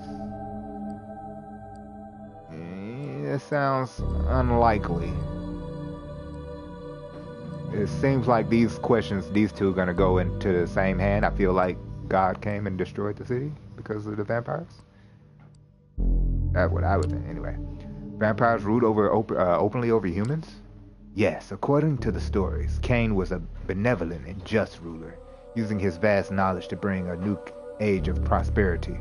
Of course, those stories were written by vampires, so is lies.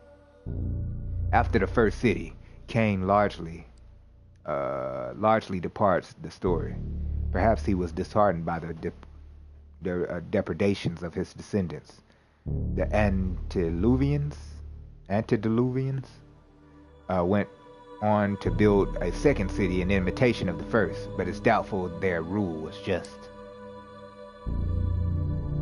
There are people moving in the cathedral, and both of you and B-Rhy have made sure none get close enough to hear you talk. B-Rhy goes on, your undead senses detect something that deviates from the normal hubbub of our devout mortals, cathedral workers, and tourists. Uh-oh. You hear squeaking wheels of an old wheelchair that hasn't been taken out too often. We've been doing this for 20 years, and still you pull stuff like this, Michael. Why do you bring your sister? We're on the field. There is no place for the disabled. The voice of that of an older man, Midwestern, sounds exasperated, as if he was rehashing an argument for the 100th time. She wanted to come. She doesn't get out of the house very often. Besides, you should be grateful, Bobby. We would never found our new partners without her. The second voice belonged to an old man, too. It's more intense and still holds echoes of a Russian accent. Yes, but she talked about the vampires online. You got your door busted in by the FBI, as I remember. We sure did. But we cleared the misunderstanding, and now we're consultants. So quit your griping. Bobby, Michael, play nice. You sound like an old couple. The third voice has a heavier Russian. Oh, Bobby? I don't know how to do Russian. Play nice. Some shit like that. Anyway. and belongs to an older woman. All three have clearly known each other for a long time. Let's find Father Anthony and see if he can help us. From what I've heard, he's an exceptional man. Yeah, exceptional. But does he like moles? You nudge B-Rhy and discreetly point out the three people approaching you alongside the cathedral's central aisle. He nods in understanding. This is bad news, whoever these three are. We need to get out. Let's meet outside. Walk out right past the mortals, move discreetly to the side, run out before they notice you. They already notice us, right? We're gonna move discreetly. Better not call attention to yourself. You decide to move to the side of the cathedral and pretend to pray at the altar. You walk casually towards the side, away from the three approaching mortals. You feel their eyes boring into your back, but you force yourself to be cool.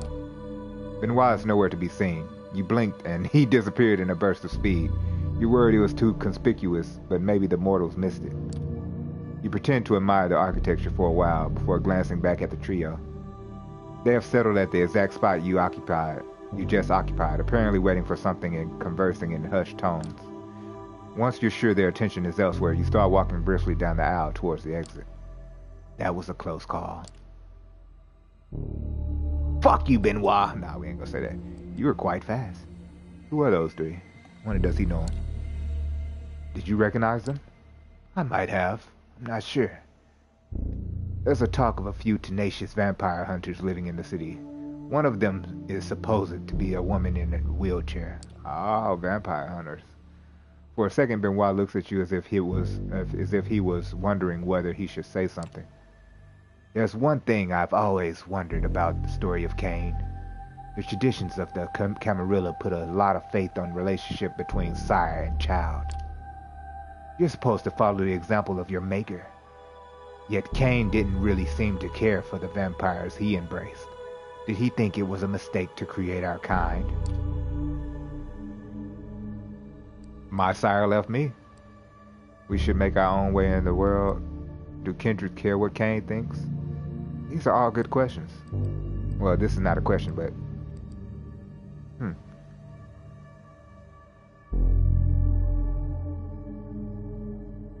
But he knows that, right? Does he? He knows me, but I don't know him. He probably already knows my sire left me. Or is he my sire? That would be interesting.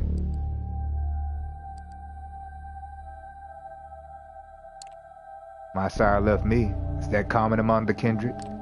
Yes, unfortunately. The kindred are selfish and cruel. You know, I'm Sophie's child, and you're her protege. Oh, you're Sophie's child. Interesting. It's amazing that we share an appreciation for the mythologies of our kind, considering Sophie has little interest in questions of the spirit. You stared, B-Rhy. You knew there was something he wasn't telling you. But in all the talk about Cain and the First City, you forgot about it. Now the only question is, what does this mean? Does Sophie know her child is talking to you? Probably not. Don't hold it against me. But I admit finding some pleasure in seeing you suffer the effects of Father Anthony's faith. I suppose that's the demon in me. Not cool, and I'm not your enemy. So, either way, I understand that you're bitter, B-Rhy. I'm not your enemy. I'm sorry. I know that. It's just that sometimes I get too tempted by sin. Just want to see somebody suffer, huh? You know, we should meet again. We've talked so much about myth, but maybe that's cowardly when the reality of faith is right in front of us. I'll introduce you to Father Anthony. I don't know if that's a good idea. You nod, unsure whether that's a good idea, not wanting to hang around the cathedral any longer. B-Rhy walks away from you and you follow his example, not wanting to stay around the cathedral any longer. Huh. Alright, so we got 3 left. We have a nosy reporter we need to help Sophie with. There's other people we need to talk to that we could talk to. But I think we're good on talking to more people, because that's just going to start more stuff. Let's find this nosy reporter to see what the hell he got going on.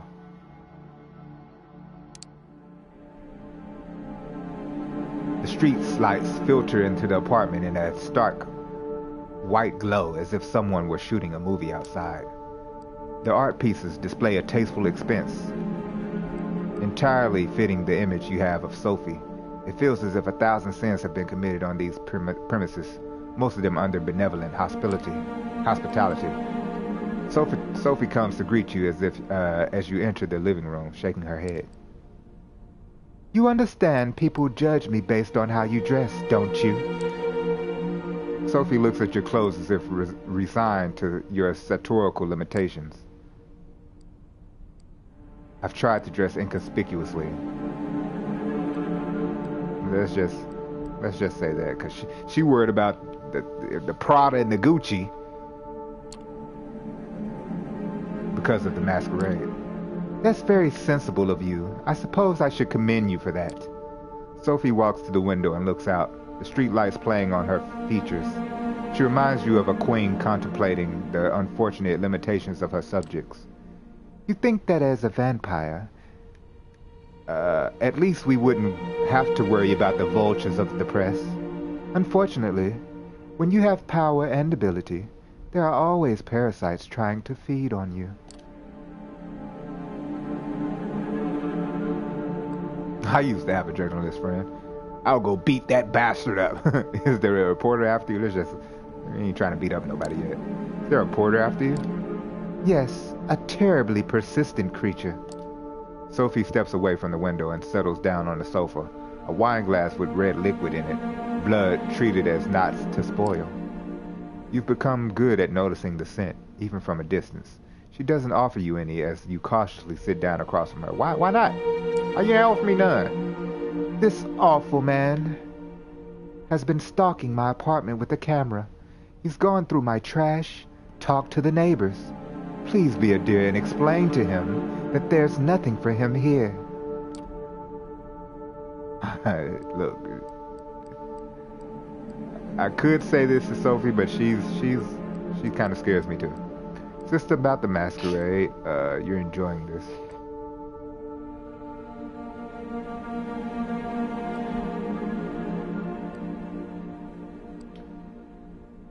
Let's just You're enjoying this, aren't you? I can see it in your face. Nonsense. Some rancid beast is stalking me. That's all. It's just the secrecy of the masquerade is a bore, sometimes. A necessary bore, but a bore nonetheless.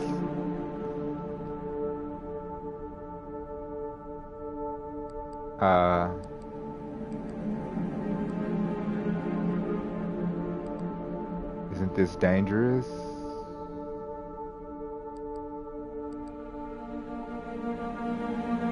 Oh, this must happen. This must happen often. How do you usually deal with it?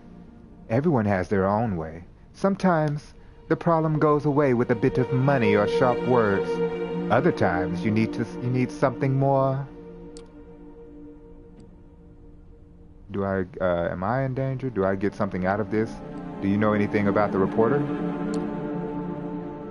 Man, woman, young, old, anything like that? All gossip reporters look the same to me. Time for you to go. I have business to attend to. So she gives me no help.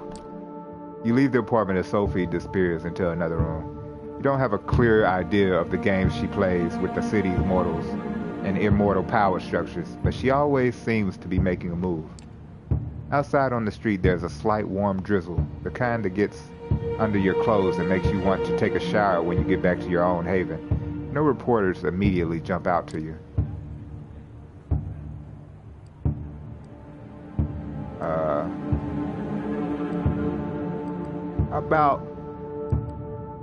No, we're just gonna investigate.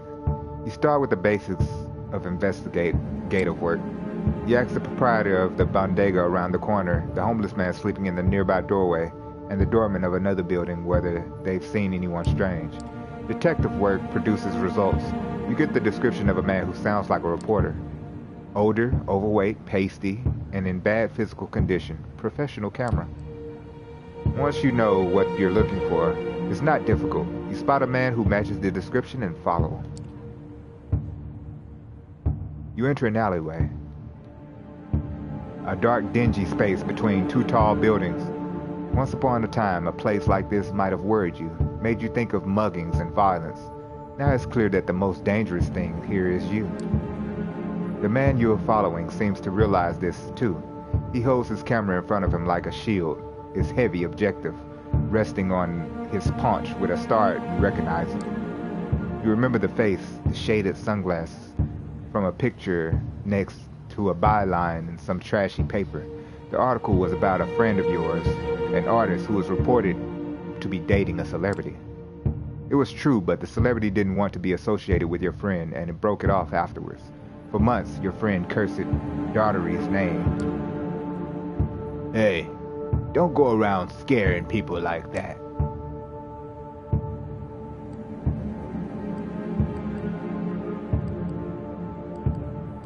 Welcome to Knuckle Town. That's so lame.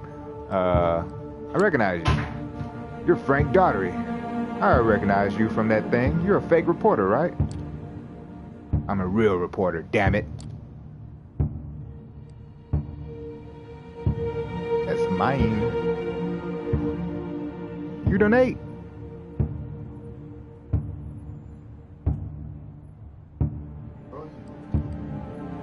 A lot of scoops in here. Scoops here is dirty in this alleyway.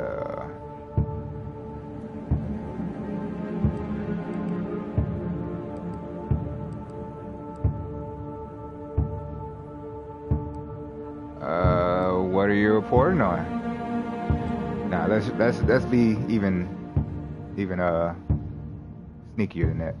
A lot of scoops here in this dirty alleyway. Can't be a journalist if you're not willing to get your hands dirty. Do you live here? I'm working on a story about a local resident. Her name is Sophie Langley. Everybody knows her in high society circles. From the way you look, I'm guessing you might know her too. She's a redhead. Pretty as a picture, and there were a lot of pictures of her through the years. The thing is, that's the thing in fact. Look at this. Frank pulls out his phone and starts showing you pictures.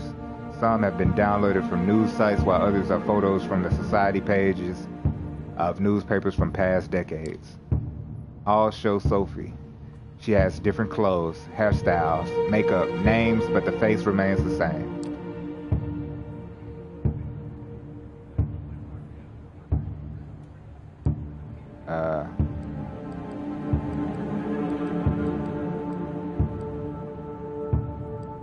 They're all hot. Other than that, I'm not sure.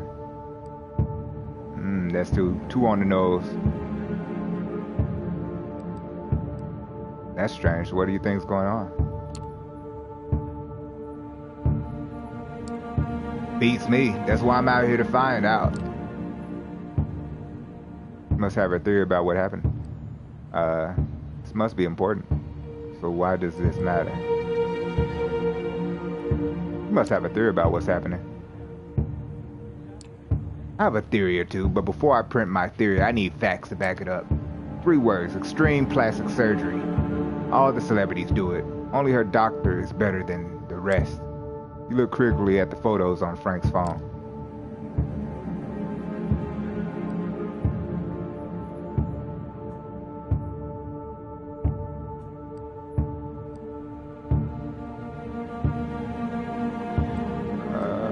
See, I don't want to give him hints.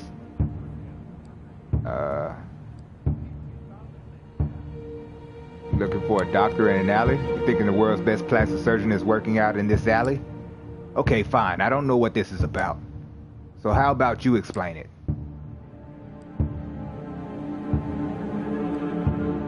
It's a hoax. Have you considered the possibility that those pictures are a hoax? Sure, anything can be a hoax, but I dug up those old papers from the archives myself. I've got to have something usable.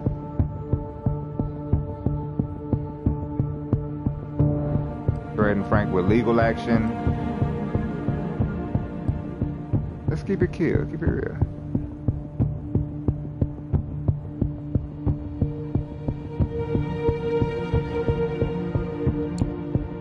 Frank, I'm trying to help you. I'm trying to give you something you can work with. Take it. Frank is clearly taken aback by the change in your tone, but he's a gossip reporter. He's used to people trying to push him. Look, I'm a reporter. You can bluster, but you can't hide the truth. All right. Baldy, what's up, bro? How's it going? Appreciate you coming through, homie. How's life? So y'all been playing that new game, the first Descendant. I'd never even heard of it until I was hearing y'all playing it, bro. So how you liking that game? Actually, I don't know nothing about it. Made a lot of enemies. Can you afford a lawsuit? We'll put pressure on your paper.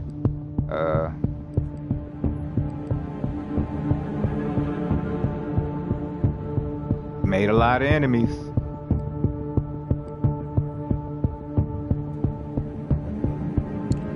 You know, you've made enemies. I'm talking about people much worse than Sophie Langley. There's no need for that kind of talk. Suddenly Frank seems serious. He knows he has many enemies and few friends.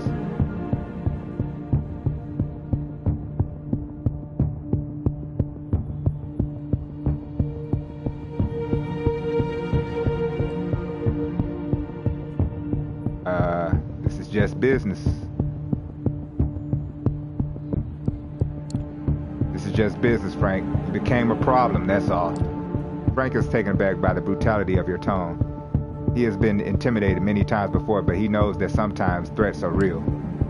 This time he senses you're not kidding. He's just an aging man trying to salvage a career. You win. I hope you and Sophie Langley have a happy life.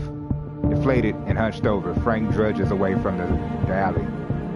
You stare at his receding figure. It's not hard to feel sorry for him. And Sophie Langley, he took on something way too powerful for a small fish like himself.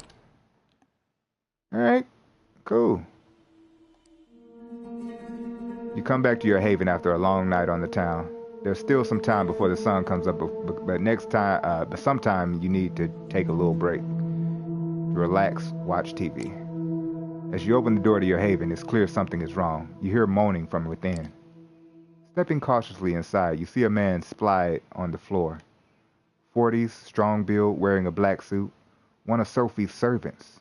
His face is a mess and a piece of bone is sticking out of his leg. The ghoul moans through his broken teeth, only half conscious. Just as you're about to do something, the door to the apartment flies off its hinges in a loud crash behind your back. Freeze! Don't move! You turn around to see at least 6 police officers storming your apartment. 2 point your guns at your face while the rest spread out to check the other rooms. One of the cops pushed past you in the living room. There's a body here. We're going to need an ambulance. He's still breathing. Bewildered, you gather your wits. There must be some way out of this ridiculous situation. Nah.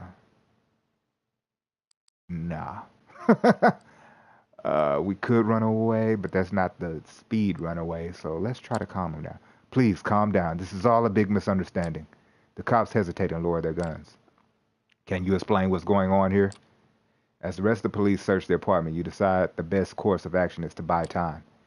You're glad you follow Sophie's rule that a haven should never have anything that endangers the masquerade in it. I wouldn't be able to take this man on. I heard a noise and came in. I heard the noise and came in. I came in because I heard a noise. Of course, sir. Is this your apartment, sir? Suddenly, you hear a commotion out in the hallway. Sophie walks into the apartment surrounded by an entourage of serious-looking men and women in dark clothes. Some of them flash badges at the officers present. You feel the power of Sophie's blood almost like a physical sensation on your skin. There's no saying no to her. This man was with me when this terrible act of violence occurred. He has an airtight alibi. You've rarely seen Sophie wield with full extent of her powers. You're not sure how much is supernatural ability and how much is bribery and political connections. It doesn't matter. The injured man works for me. He must be hospitalized this instant. If he doesn't receive a full recovery, there will be consequences. For 15 minutes, you watch as Sophie imperviously orders the police officers around. Some of the people she brought with her also seem to be police, but you're not sure. You catch Sophie's grimacing in the direction of an empty corner, and something tells you there might be a third vampire in the apartment. Your stalker, perhaps. The injured man gets carried away on a stretcher. The cops leave without even checking your ID.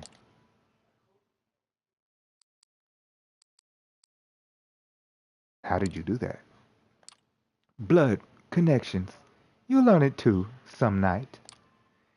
Your stalker was here, but now she's left. Her name is Adelaide Davis, in case you were wondering. A lunatic, truly one of the more pestilent clans. Should we kill her? That's my question. Should we take her out? Should we kill her? No, that would only create more trouble. I'll arrange a little chat with Miss Davis later.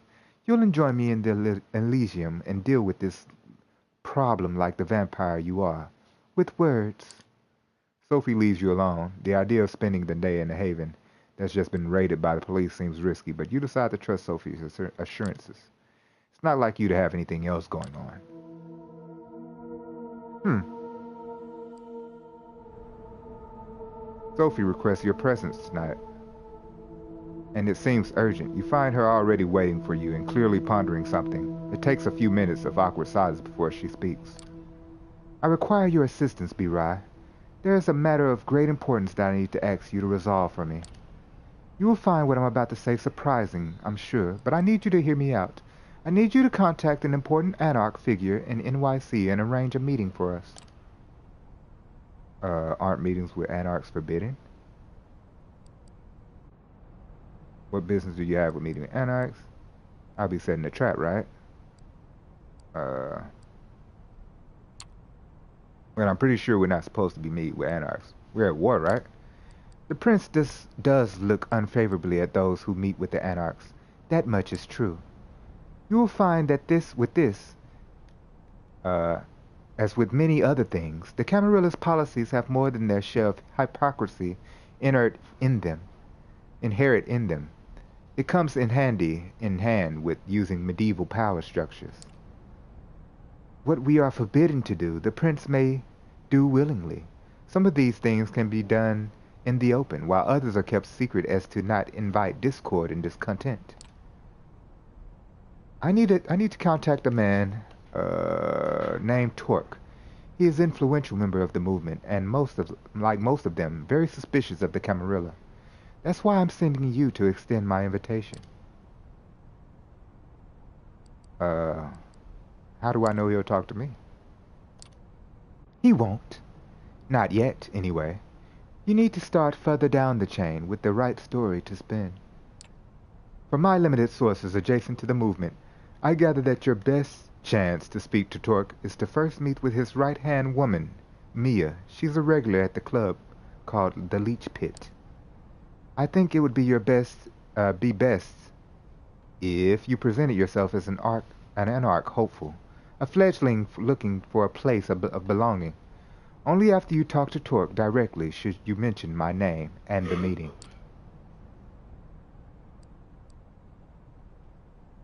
Lying to them won't make them trust me. Not if they don't know if it's a lie.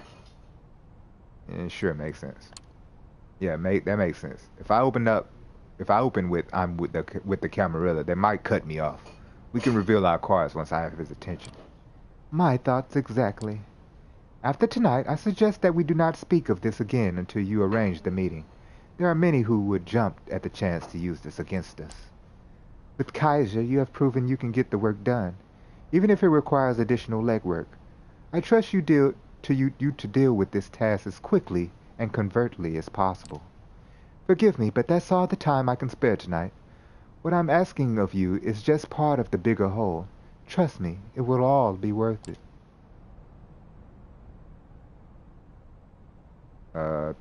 Sure. Okay, I'll do my best. I know you will. Check with Gregory for the address of the Leech Pit. Have Mia introduce you to Torque. When she does, tell him I wish to meet.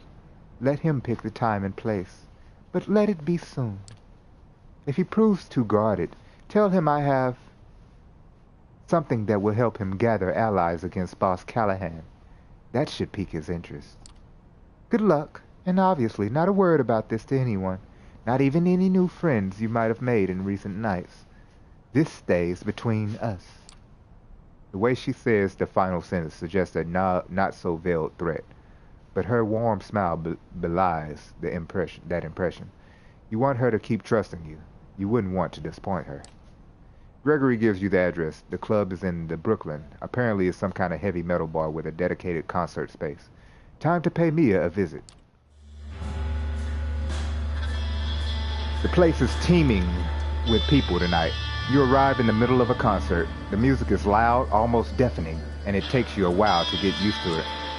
The noise hurts your ears. The venue isn't suitable for this kind of music, and none of the instruments sound the way they should. The cacophony sets you on edge. A group of few dozen patrons are tightly packed together, and the smell of their sweat and youthful, excited blood overwhelms you momentarily. It's with some difficulty that you turn to the task at hand. You've heard your share about the anarchs and how they fit into the kindred politics, but you only have short encounter in the Corona Park on which to base your actual opinion of the faction. They may have been just a horrible first impression, but you're keeping your guard up just in case.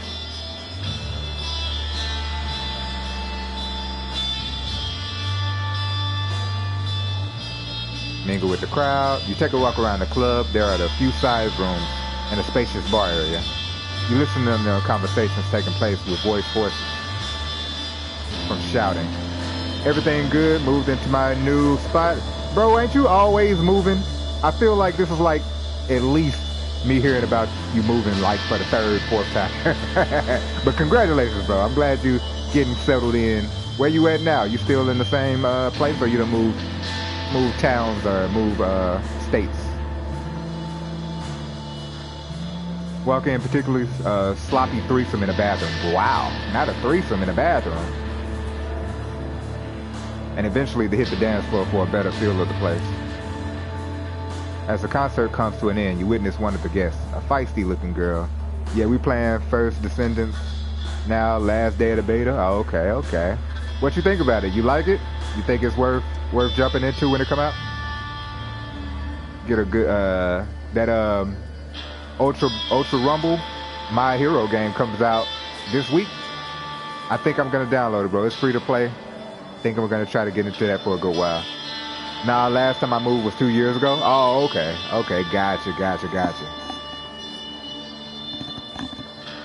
It may be somebody else I'm thinking about then.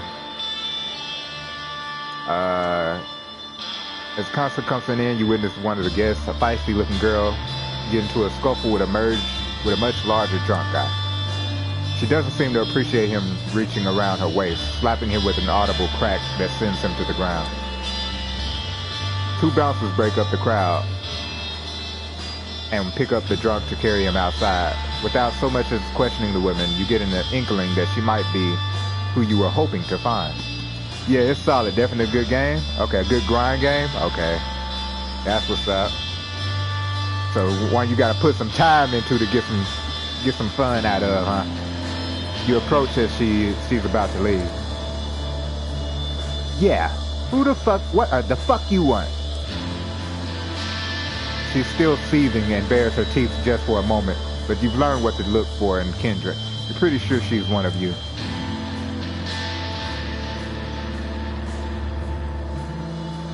Want to learn about the anarchy?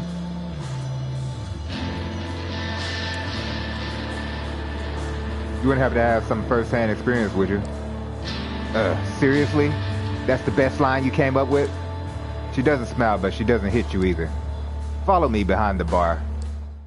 She leads you through the bar into a back door that leads you into a side room. Indie metal band posters are plastered on every wall. Some of them 20 years or more years old, judging from the tour dates. An old sticky table and some rickety chairs are the only pieces of furniture here. Sit down.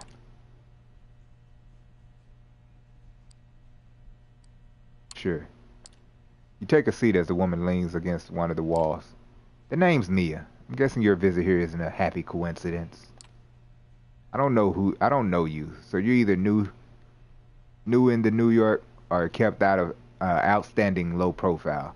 Both sound suspect, so before we take these pleasantries further, answer me this. Who do you run with?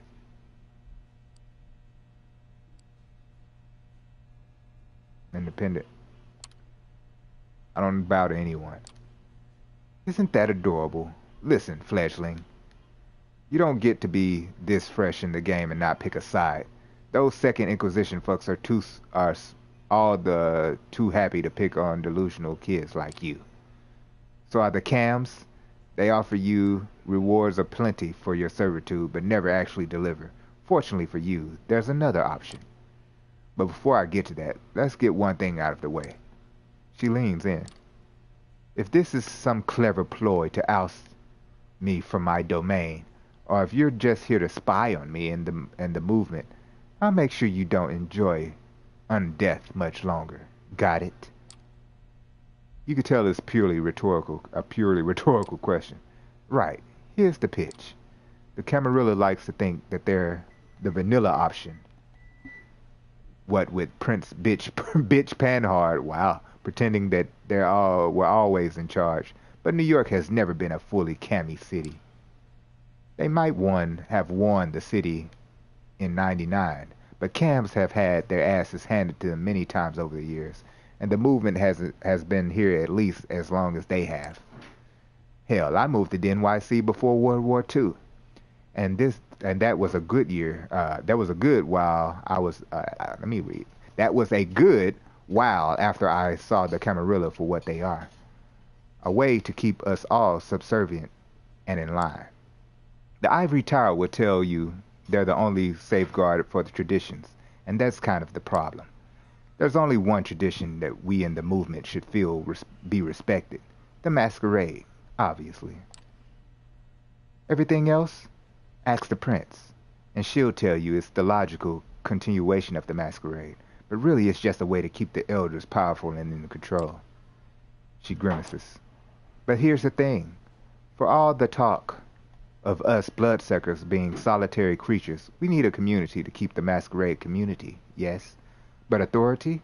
Not so much. We need a council of peers to keep the assholes, feudal prince, to tell you where to feed or who to hunt down when they step on on her toes. She takes a brief break from her indignant rant.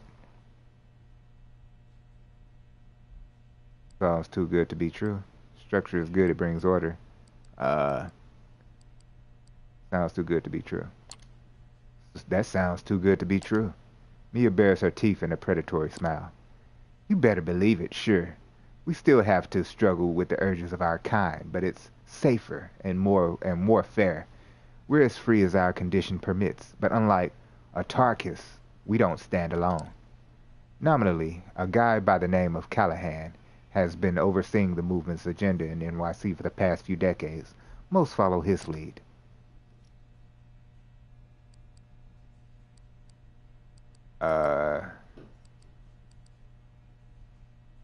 Most but not you. You make it sound like most is most but not you. Yeah, not me. If you're concerned about being well received in the city, you might need to go through Callahan, but if you're serious about the Anarch cause itself, he's not your guy. Callahan eats up fledglings like you and shits out self-preservation. His position as Baron is mighty shaky now, not least due to the fact he's backstabbed more than his share of allies. So he's doing what any other sort of old fart in a position of power would do. He's doubling down. Negotiations are out. Intimidation is in. Tightening ranks is a precaution against the Second Inquisition. She surprises you by hacking and spitting on the ground in disgust.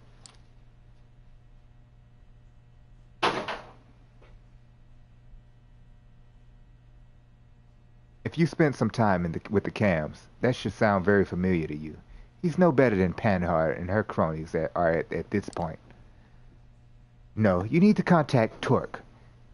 And wouldn't you know it, it's your lucky night because I'm the lick to do it through. How's Torque different? How's he different from Callahan?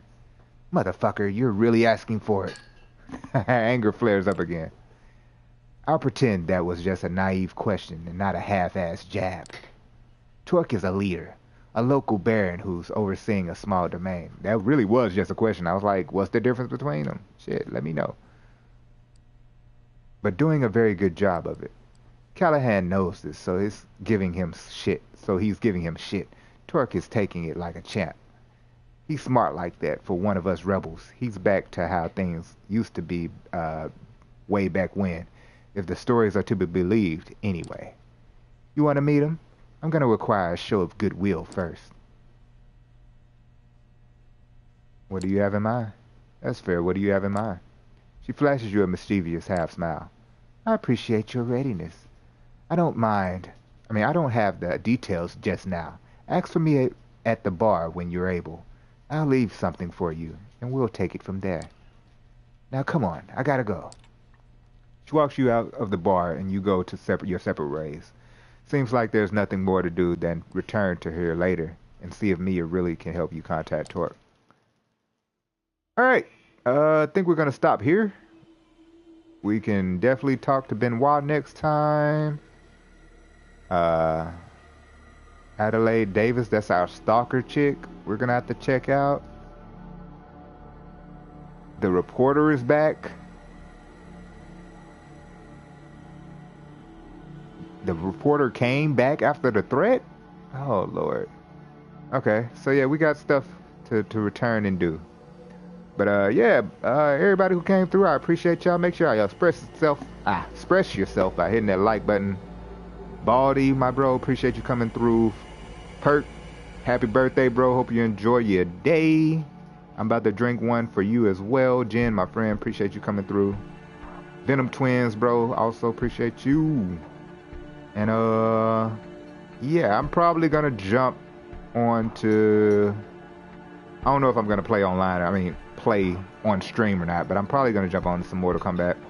I've been fiending to play this game all weekend, and I have not had time. But if I do jump on, y'all can catch me on Twitch. Other than that, y'all will be seeing me tomorrow, possibly playing, playing something. I still gotta play, finish playing that other game, the Japan game. What is it called? I always forget the name of that game. Anyway, the game I've been playing on Twitch for a little while now. Actually, let me look it up. I know it. I know the name of it. I just can't think of it right now.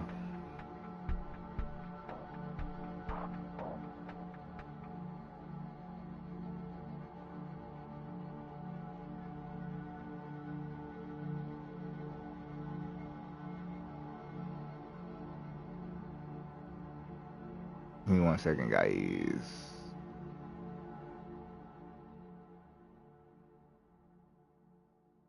Wonder why internet moving so slow right now. Is it cause I'm streaming? My phone it.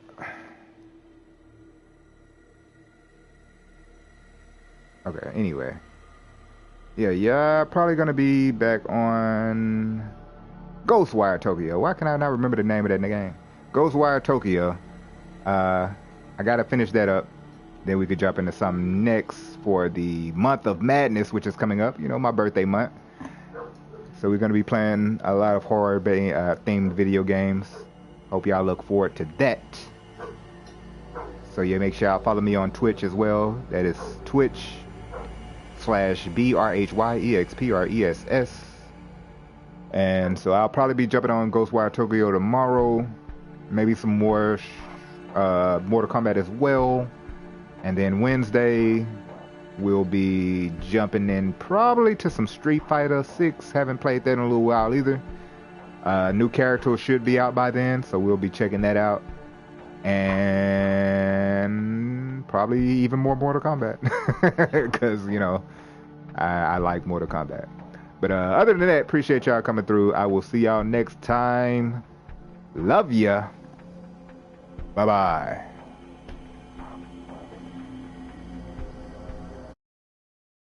Let me see.